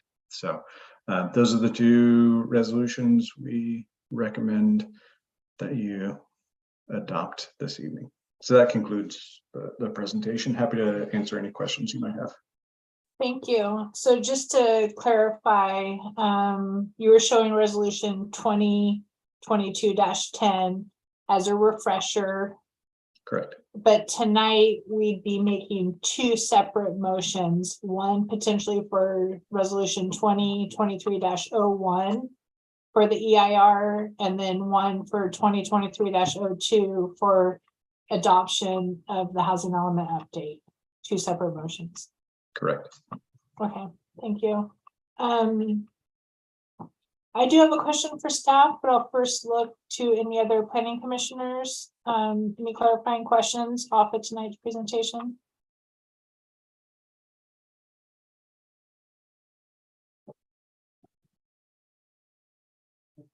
Commissioner Parson? Yeah, just a very quick questions on the 2 resolutions. Greg, these are the same 2 that we got at 5:47. There are no changes to what was up on the screen versus what we were sent. I just want to make sure. Correct. Okay, thank you. I have a bigger version that I read earlier. I just wanted to confirm I wasn't missing that. That's all I had on that part. Thank you. And then to piggyback on that, Commissioner Farzan, it's also the same version that was linked on the agenda for tonight. I'll go ahead and ask Diana, you had a figure in your presentation for the density map, and that was the one that showed the yellow line. Right. And so I just wanted to make sure, I know that was a very zoomed out version. So for staff, that line, I assume would follow parcel lines, right? It wouldn't cut a parcel in half. No, it's parcel lines, although we did have to do some adjustments because it's not parcel, it's housing sites. And so a housing site may have part of a parcel in the lower area and part of it in the upper area. So we did the math based on that. So any of the sites in there, yes, that yellow line follows parcels, but an opportunity site may have some above that line and some below that line. Okay, that makes sense. Right. Go ahead, Greg.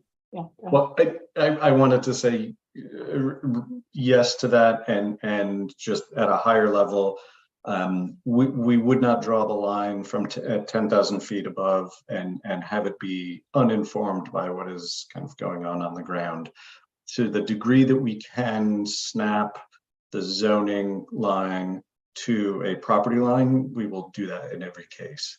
We don't want to leave any small slivers, but there are circumstances where it's unavoidable to kind of bisect a property into 2 substantial chunks where, you know, there's 2 kind of developable areas, or they could step down the density. So yes, informed by and largely aligning coincident with property lines, but not exclusively. And it is very limited, the instances in which that occurs. Okay. And so those are maximum densities, and I believe it went up to 75 units per acre on a couple of or in certain portions. So is there a minimum that's also a minimum density that's assigned to those same parcels? I guess my fear would be if we're banking on density in the downtown. And because I remember, I want to say it was on Stewart, maybe there was a project, right, where there are some, maybe just 3 units or something.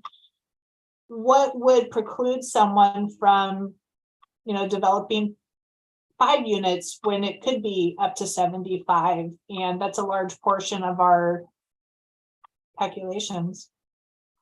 Correct. Currently, there are no minimum densities. This is true from, well, I think for the history, 50 some odd years of that, we've not had minimum densities. That was discussed with the General Plan Advisory Committee. I think staff recommended a reasonable minimum, and the discussion concluded with the recommendation not to include minimum densities.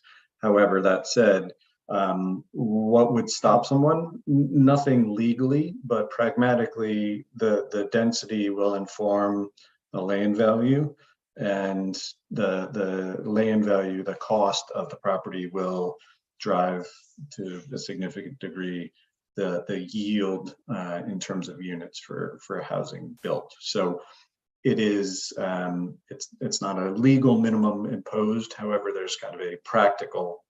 And what we have found over the last decade, the projects that have been submitted have averaged above 100% maximum density permissible under the zoning code, because state density bonus law has been implemented. So it's about 110, 111% is my recollection. So we have no reason to believe that there would be significant shortfalls in density. Okay. And hearing that, hearing that GPAC chose not to, include a minimum, is that something that could still potentially happen during the rezoning process? If the city, okay. Yes. Okay. That is another opportunity to consider that. Okay. Okay, those were my questions for staff. Any additional questions, Commissioner Sturm? Thank you, Chair. I wanted to ask about area 2. I don't recall what density we had allocated for that area in previous versions, but am I correct in understanding that that area has gotten bumped up?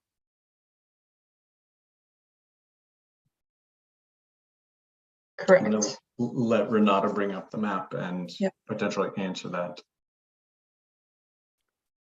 What was it the last time the Planning Commission looked at it? It was 35 units the acre for the entire downtown, because the GPAC's recommendation was to include both BART and De Silva South, which have since been removed, and therefore affecting the necessary densities downtown. So the allocation of 50 dwelling units per acre for this area, is that coming directly from council, or is that part of staff's proposed solution in response to council wanting to remove BART from the numbers? So in response to council's direction to remove De Silva South and BART, we did prepare some options that kind of distributed the density differently in the downtown. And this was the option that council directed staff to move forward with. Oh, so council has seen this. Correct. Yeah, okay. Okay. And did you all look at an option of like potentially having, I don't know, let's say like a deeper, so I'm asking because it seemed, well, did you look at the option of having a deeper site that's between Mount Diablo and 24? Like, I guess you can't do it parcel by parcel. The 50 dwelling units per acre seems a little out of place to me, given how we're stepping down, moving south. And I was pondering whether there was a way to sort of use the areas that are already higher density and adjust those a bit to make up those numbers and potentially keep area 2 at 40 dwelling units per acre to match the central downtown. Yeah, so this scenario was kind of developed with a few priorities given. One of the key priorities that we heard was kind of maintain that the frontage along Mount Diablo, and I think this came up in Planning Commission, keep the frontage along Mount Diablo Boulevard as close to 35 units to the acre as possible. Also, give some sensitivity to this area 6, just given the topography as it slopes downward to the south in this direction. And then kind of with the comfort, some level of comfort with the chamber to increase densities in these areas. That was kind of the patchwork that we came together with this. We are here seeking feedback, but just provide that as background. Yes, thank you. And so I guess my follow-up question to that is, we're very careful about the adjacency of higher density downtown core areas to neighborhoods. So that area 2 would be the only location in town where we would have 50 dwelling units per acre backing up to a neighborhood, to single family zoning, right? So this is actually one of the only areas in the city that's zoned for duplex and townhomes in this area. So it is already existing, Okay. medium density. But it's only, I know that area too. But it's essentially like a block, and then it goes back to single family. Right? I'm pretty sure into this area as well. There's on Mosswood and Sundale, there's definitely 4-unit and 2-unit properties, and then there's multiple along Mountain View Drive. Not all the way to Brook, but definitely in this cluster around Dewing and over here to Mosswood. Okay. More multifamily. Yeah. Right. They're multifamily, but they're at a single family scale. And most of them are 1 story, I think. So I guess, my last question on this would be, if the Planning Commission discussed this and there was a consensus that, we wouldn't want to go above 40 dwelling units per acre, do you have an alternative that you've already sort of looked at that you could offer us now? I can go back and look at some of the options. We took 2 options to the city council previously. One that had like a stronger gradient away from 24, moving southwards, and that was the general direction that city council went with. And we had another option that was more distributed. But we can look at adjusting that density in area 2, if the commission so wishes. What do you mean a stronger gradient, a bigger step down in density? Yeah, so a higher density by like the 80 highway. or something. Okay. Yeah, Okay. but Greg. So Commissioner Sturm, you asked the question, would this be the only area in town where we had 50 dwelling units per acre adjacent to single family zoning? And it would not. Not that there are other areas which are 50 dwelling units per acre adjacent to single family zoning. simply that this area is adjacent to multifamily residential townhouse and duplex zoning and not adjacent to single family residential zoning. Your point's well taken that there are existing single family homes in those other districts, but that's not what the kind of zoning maximum allows for in each of those districts. Uh-huh. So there's duplexes and then what you said, multifamily townhomes, like what are you referring to well, let me look at the map again. Are you referring to the development behind Trader Joe's? No, we're further. That's to the east. Okay, but there's no commercial behind it. This is all single store, usually more often single story currently. Maybe some 2-story duplex and townhomes. And condos. And are we also assuming that and what's the maximum density of that zone that you're referring to that's right below this? I mean, could it be built up to a larger scale than what's currently there? I think the MRT, actually, let me see what I can pull up on that, but I think it's 17 dwelling units per acre for MRT. Yeah, let me confirm that, but that's my recollection. Okay. Thank you. Okay, thank you, Commissioner Sturm. Any other questions for staff before we open it for public comment? Okay, Renata. Thank you. If you would like to make a public comment on this item, please use the raise hand feature at the bottom of the Zoom webinar. There are no hands raised at this time. Okay, we will close public comment. Are there any last or any questions currently for staff? And again, the EIR or the CEQA consultant is also available if there's any questions. Okay, I don't see any, so we can bring it for discussion. Any initial thoughts? I did hear Commissioner Sturm mention some thoughts for Area 2. It's currently proposed to be 50 units per acre. I do understand, I guess, well, okay, I'll let Commissioner Farzan speak first, please. I'm happy to defer to you, Chair. No, please. Thank you. I guess I just kind of want to make a larger point / a question. At the end of the day, this has already kind of been approved by the City Council.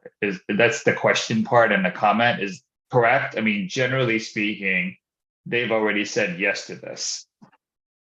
That's Yes. generally That's the staff. my understand. Oh, okay. Yeah, so is that a correct statement, right? We're at a point where they've said, we're taking these things out, come back to us. We're coming through the process of the Planning Commission because those are the steps needed to approve it to get to the City Council. But they've already said, this is what we want. Is that a fair representation? I think it's a fair representation. That said, I think if you had, insights and felt strongly and they'd be interested in that, but they have seen the changes, but procedurally, given those changes, it needs to come back to the Planning Commission before going forward again for adoption. Thank you. I just kind of wanted to make sure we all had kind of the baseline of what we were working from. Thank you. Thank you. Commissioner Mason and then Vice Chair Lamonge. Thank you. Yeah, I got the same impression as Commissioner Farzan. This is City Council's decision. I personally am not too worried about Area 2 because that's with the creek setbacks in that area. I don't see it'd be a real struggle to get that density with the height limits anyway. So you're gonna have plenty of setback. And I just don't see that. That's not a particular, that's not a concern of mine. So thank you. Thank you. Vice Chair Lamonge. Thank you, Chair. As opposed to our previous project we reviewed, I think this is our charge to kind of get into this. So I do think we should peel this onion back a little bit. And irrespective of what council's already approved, this is our charge. So having said that, I really like that Commissioner Sturm brought this up because I did not see this before. And I think it's a very good point. And I think the counterpoints of the density of, I don't know what the division right below it is, but it's basically duplex. I still think that buffer as it increases, as it goes up to 24 is a good mandate. And I think the easy fix, to just jump to what I think the fix is what would it take in area 1A, 3A, and 5A, kind of using the same number. So solving for that number instead of 75, excuse me. If we took area 2 to 40, what is the corresponding number going to come up in A1, 3A, and 5A that balances the same number? Because in my mind, I'm going to guess it's going to come up to 76, 77, somewhere in that range. It's not going to, it's distributed over a much bigger area, so it shouldn't be that big of a number jump. But maybe you know. If I can respond to that point, it is a larger area in total for areas 1, 3, and 5. However, the total areas of the sites located within those larger geometries is much smaller. So for example, in area 2, on that map, you can kind of see the big orange blobs. So those are some pretty substantial sites, including like the Desco Plaza site, which can hold many units. So it would go up, the density would need to go up as a result of lowering it in area 2. That's where there's kind of a disproportionate impact on the density yield from these different regions of the downtown. That's a good point. I didn't think of that, but what I just since we're discussing this, to Commissioner Mason's point, the idea that we don't think it can be built there, you know, the flaw with that discussion is that if it can't be built there, then we're fooling ourselves to put it in if we don't think we could actually get to that density. So if we don't think we can get to that density there, then maybe we should put the density somewhere we think we could get to it, which would serve 2 points. It would protect the neighborhood south of it that doesn't want to have 50 built up right behind it. And then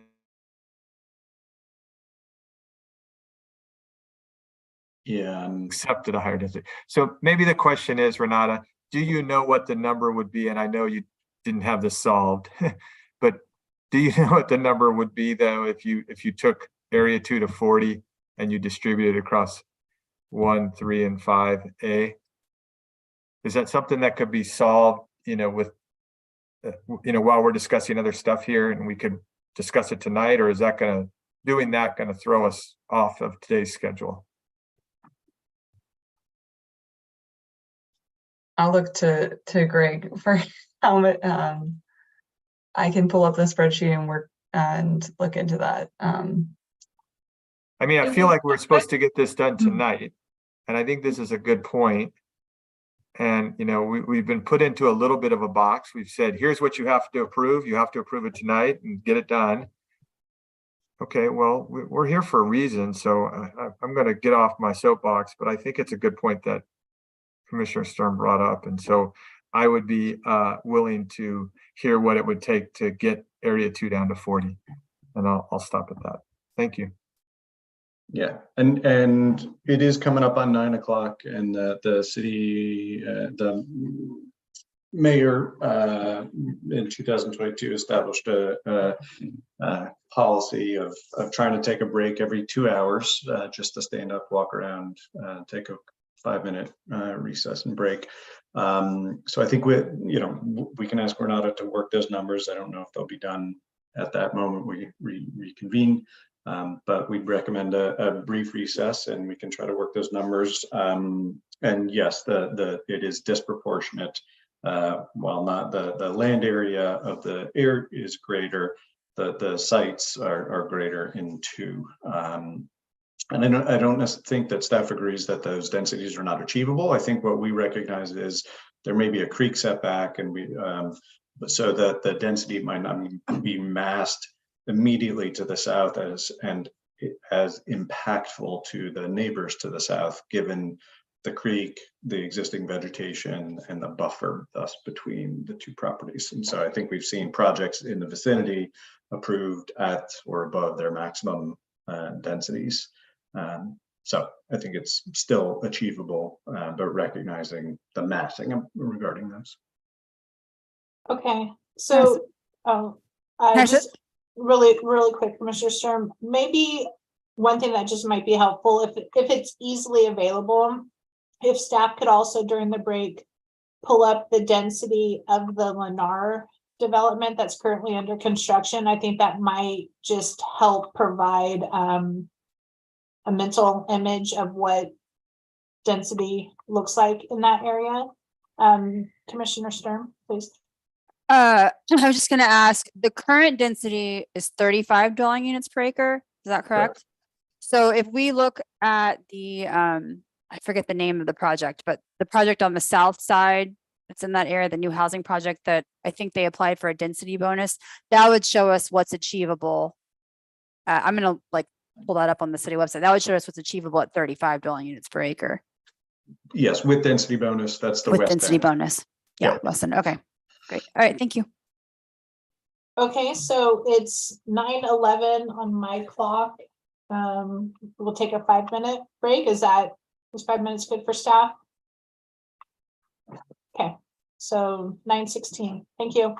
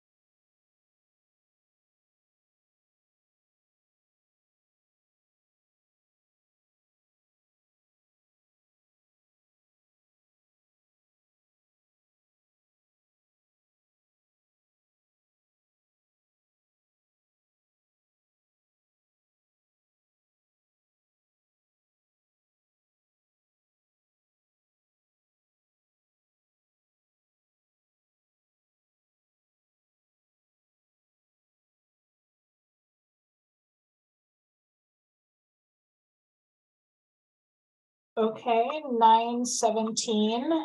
Welcome back. So Renata, I don't know if 5 minutes was enough time. I also, Commissioner Sturm, if you're on. But Renata, I'll look to you. Was 5 minutes magically enough? Yeah, of course. So we did take a look at it, and I'll share my screen. So we have our handy dandy workbook. And here we go.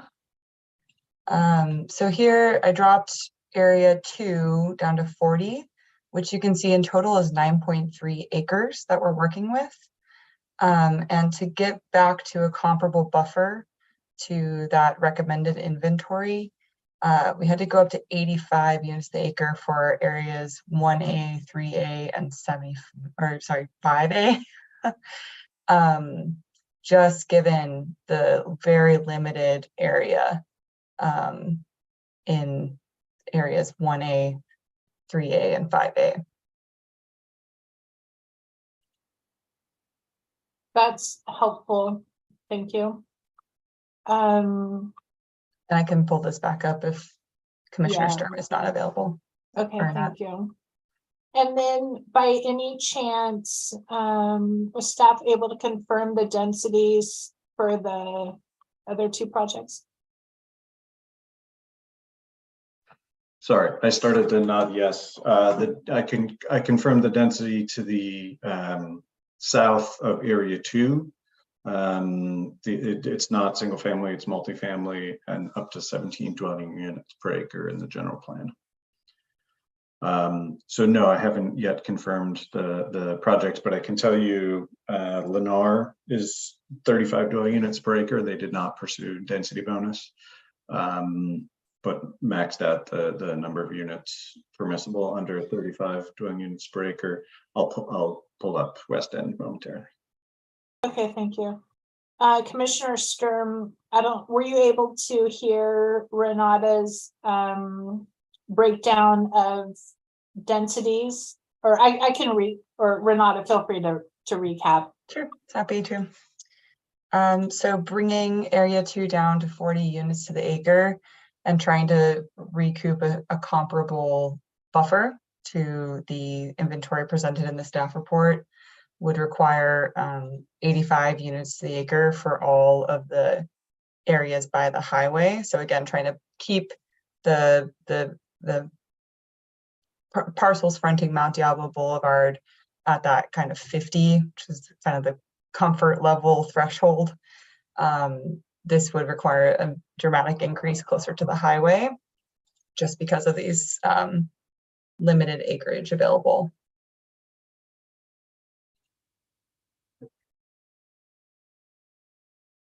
Thank you, Renata. Okay. So I know we were just kind of starting our discussion when we took the break. Commissioner Lavange and Commissioner Sturm, from what I heard before the break, both of you had expressed, interest in looking at a different density for area 2, potentially lower. It sounds like that would require to come up with comparable numbers, changing or proposing that all of the A areas along the freeway bump up an extra 10. Hearing that, I personally, I guess I'll just say, am comfortable with the 50 dwelling units per acre for area 2. Given also the creek that runs through there, the amount of trees, the setbacks for the creek, I feel that is an extra buffer that is built in. I'm comfortable with that, but I'd love to hear what others think, and then specifically, or just offer Commissioner Sturm and Lavange if there were thoughts you had after hearing Renata's additional information.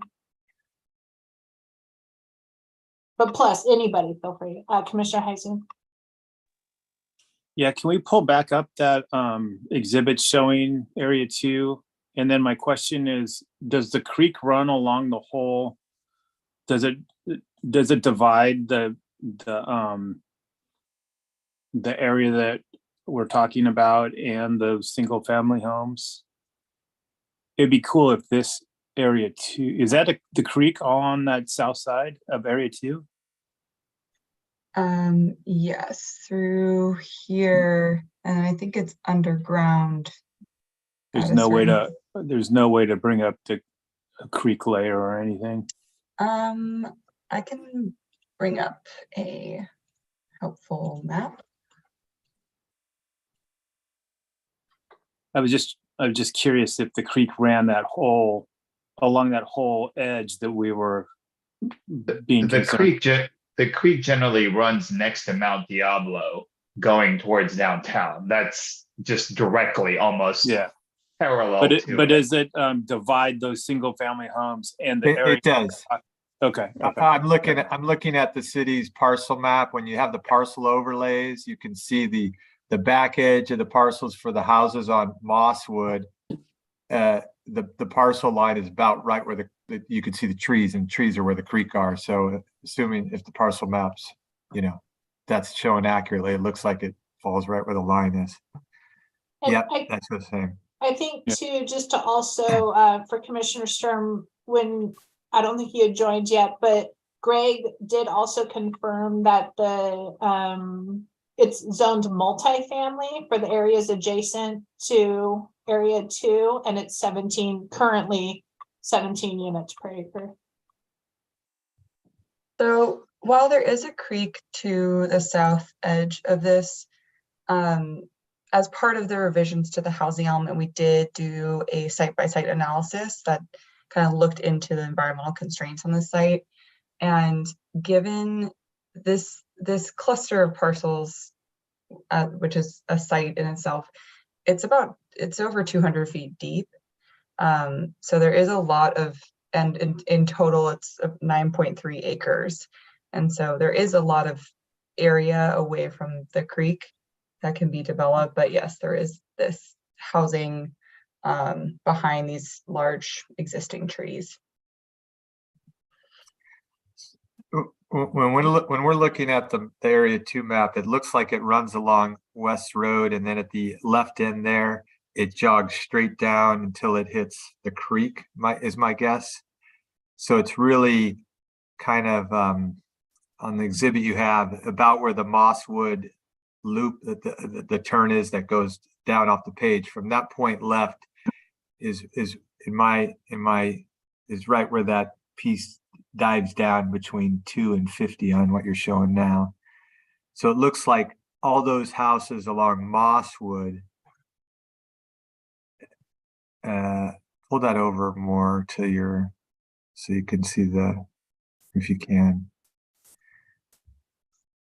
I meant like if the picture inside of it. Yeah, if you keep going, there you go. Yeah, because it looks like all the houses along Mosswood are the ones that get the area 2 right against the creek. So those are the ones, if I'm someone living in one of those houses, what I liken this to is when we were reviewing the property just on the south side of the library that backed up to the creek, that then behind them was the people on the north side of Moraga Road. Remember that? It was just 4 months ago. And I live that way, so I drive by that all the time. And when I stood on Moraga and looked north and saw that the story pole, just blew my mind how big this wall was going to be. And I think because of the way that one was developing, they were going to lose all the trees up against. Maybe that's a hardened creek there, so they don't have as much of a buffer. But so all the protection by trees were going away too. And so earlier, about 20 minutes ago, I went on Google Street View on Mosswood and just see what's the north view look. And you see the house. Most of them look single family-ish, even if they have a higher zoning. And then you see a nice buffer of trees. So in my mind, if those trees stay there, you could densify on the other side of them. But we've seen that happen before where those go away and then all of a sudden it's a wall of, decks that are looking into your backyard. That's the thing I'm trying to just make sure we don't inadvertently do here.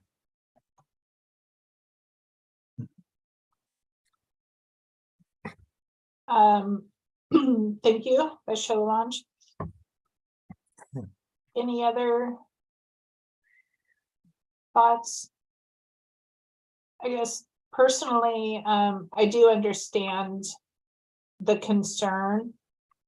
I think right now the 75 units per acre that's being proposed for areas 1A, 3A, and 5A, it's currently 35 units per acre is at the current zoning. So we're more than doubled, proposed something that's more than doubled, and going up even further to 85 is, almost 2.5 times. With that said, I do understand if area 2, I thought I heard staff say is currently zoned 17 units per acre, or that is area 2 currently 35. Area 2 is largely 35, but Okay. immediately adjacent is 17. Okay, so, okay, thank you. So area 2 is currently 35, proposed to go up less than double. But areas 1A, 3A, 5A are already proposed to go up more than double.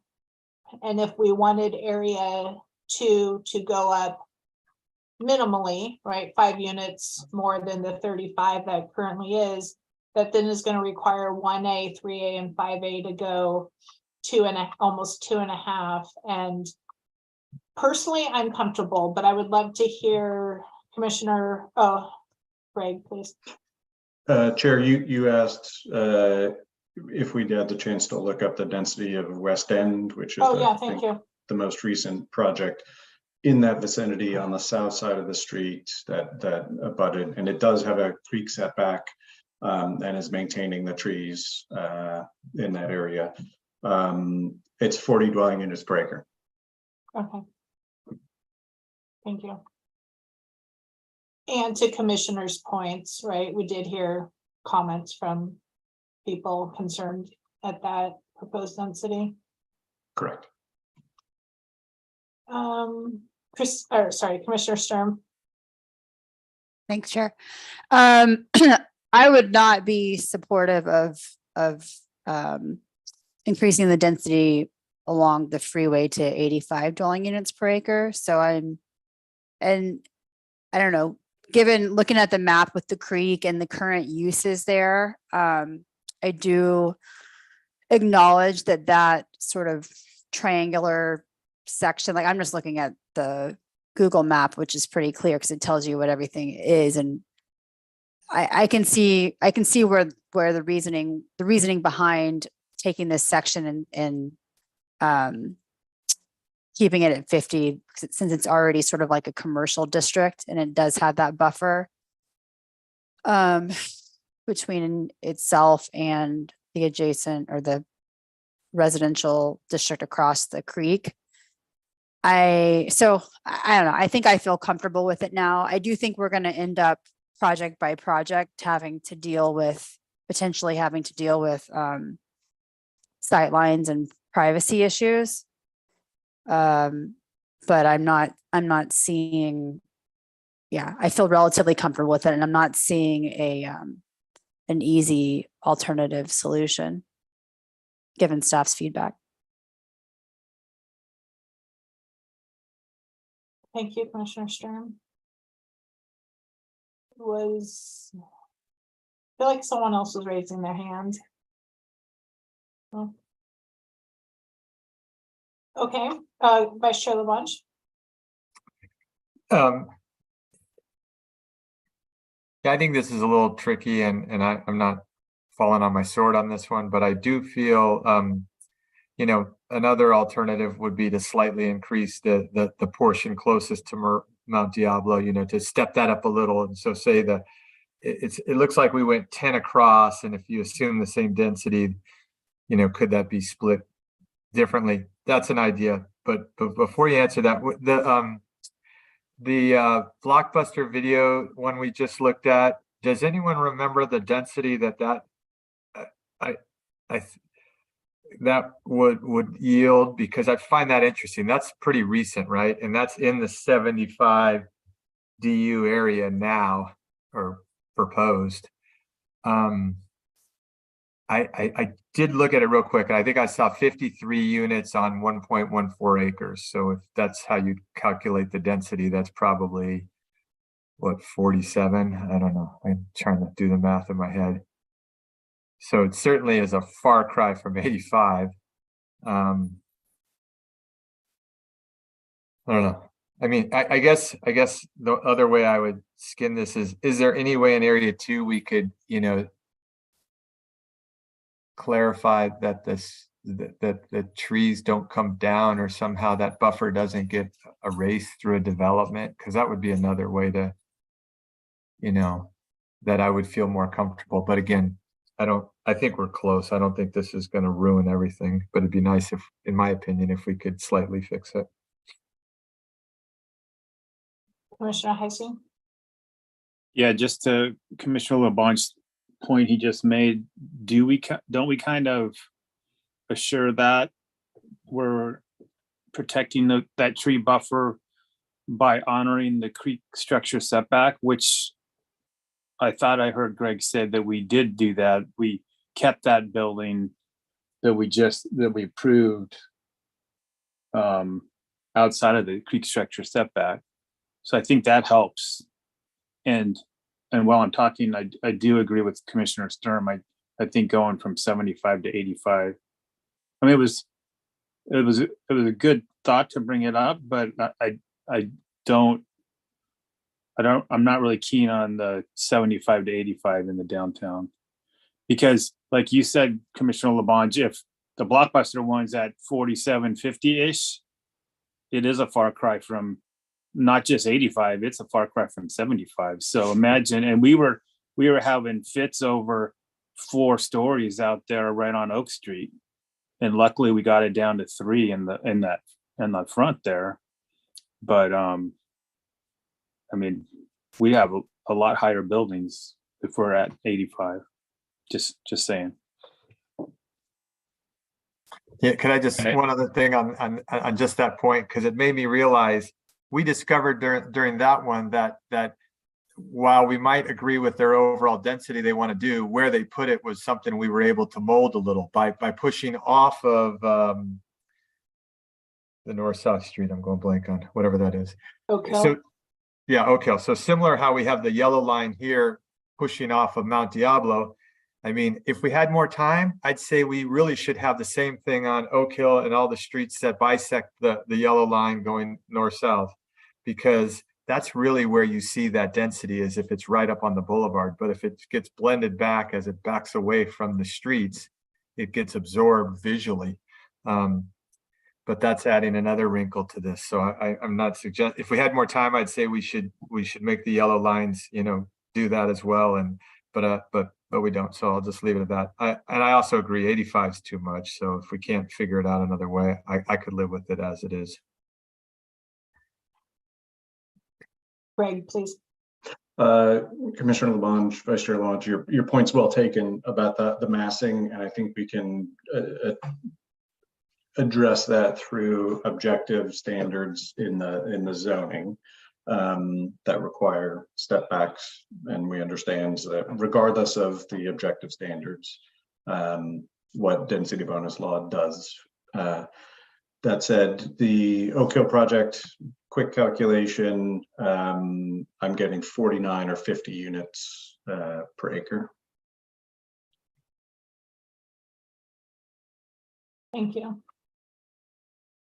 Commissioner Farsan, I thought I saw you come off mute a couple minutes ago, or? No, I was just going to comment on the 85. This 85 potential with more on density bonus. I'm just like, again, that's a very scary number. Again, for a small town, I'm all in favor of density, but if we do that, the potential is pretty crazy for our small downtown area. Yeah, and I guess kind of going back to a comment I made earlier. I do hope minimum densities is something that we as a city look at.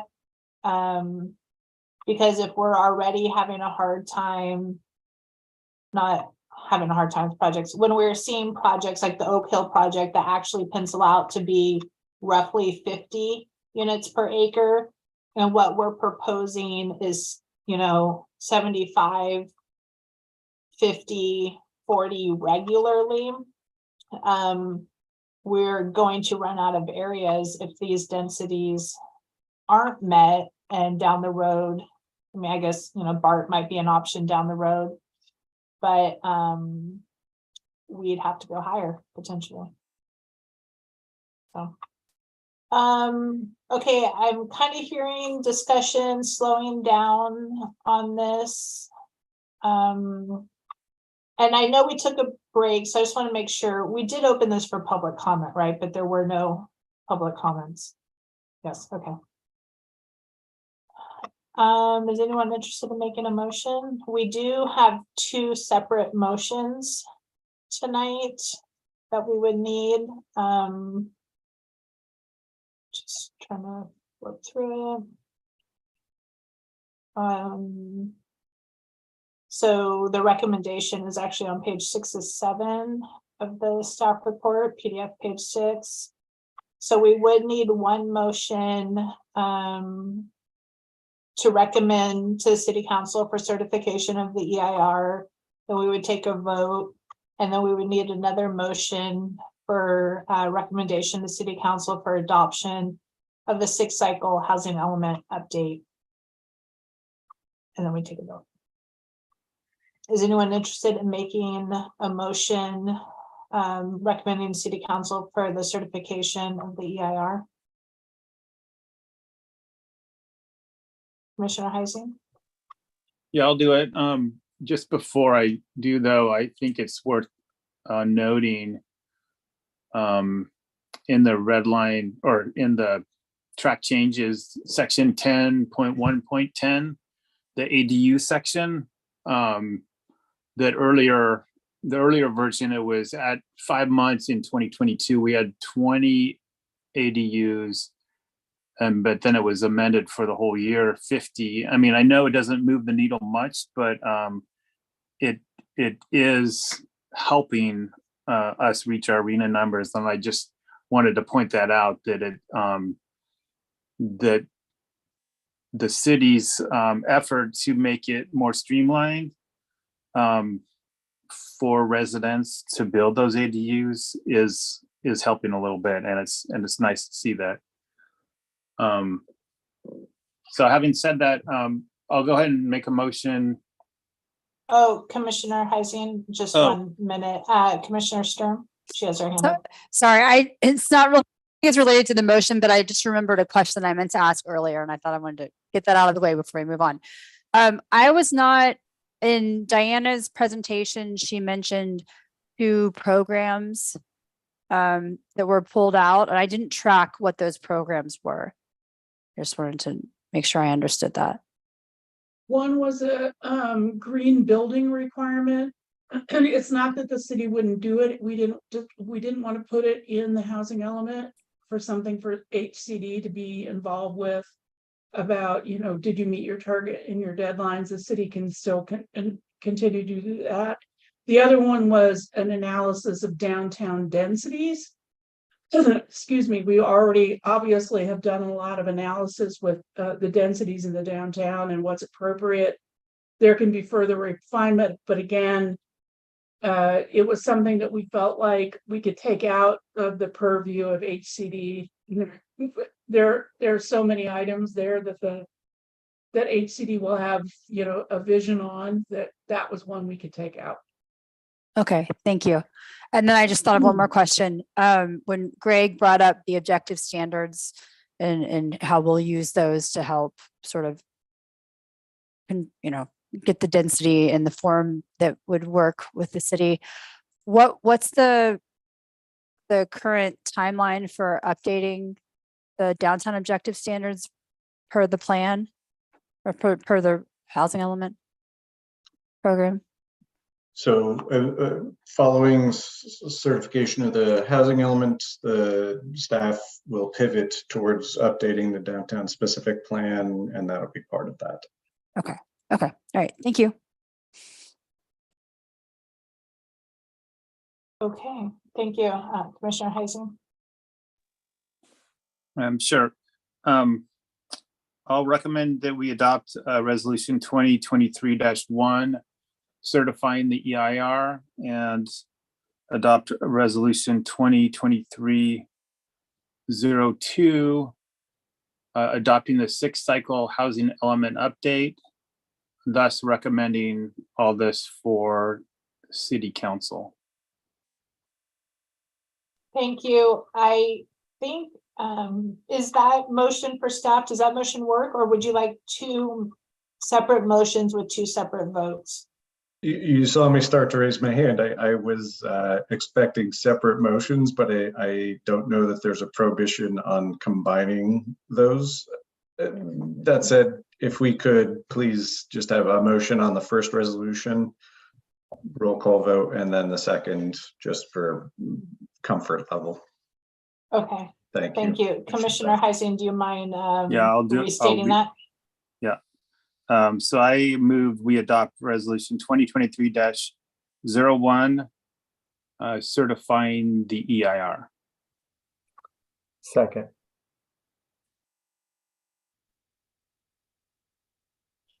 Okay. Nitpicky question for staff. Is that wording, does that wording work, or does the wording need to be that we're recommending to city council for their certification of the EIR? We prefer the latter. Oh. So, All so right. Commissioner Heising, if you scroll to page 6 of 7, Okay. the staff report, and read row item 15. Where are we? 6 of 7. Okay. Yeah, item Yeah. 15, that's basically what we need to say for city council, recommend to city council certification of. Okay. So I recommend, geez, I propose recommending to city council approval of resolution 2023-01, recommending certification of the EIR. Does that work? That'll work. I see heads nodding. Okay, thank you. So we have a motion. Do you have a second? Second, Okay, Commissioner Mason, the second. Excuse me, and a roll call vote. Commissioner Farsan. Can Commissioner Heising repeat that, please? I'm kidding. I'm kidding. Someone else- Aye. No, someone you else cannot. can do- I kid. know. Aye. Thank you. Commissioner Heising, Aye. Commissioner Mason, aye. Commissioner Sturm, Aye. Vice Chair Labange, Aye. and Chair Radich. I'm an aye. And then we're looking for a second motion to adopt PC resolution. Here, I'll make a motion. Go ahead. Commissioner Farzan, please.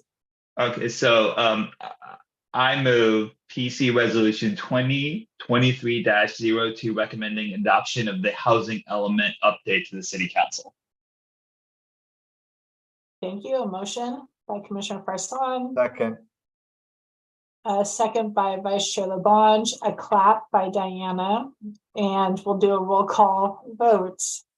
Commissioner Farzan, Aye. Commissioner Heising, Aye. Commissioner Mason, Aye. Commissioner Sturm, Aye. Vice Chair Labange, Aye.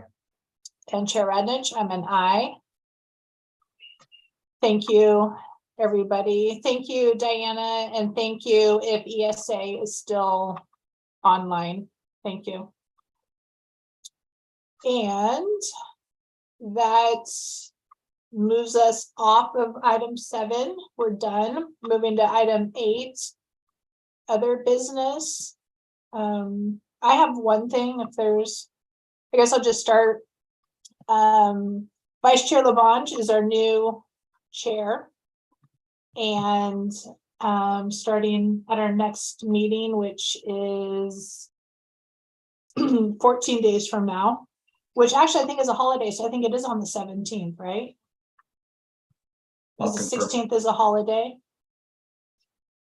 I At will least it's a confirm. school holiday.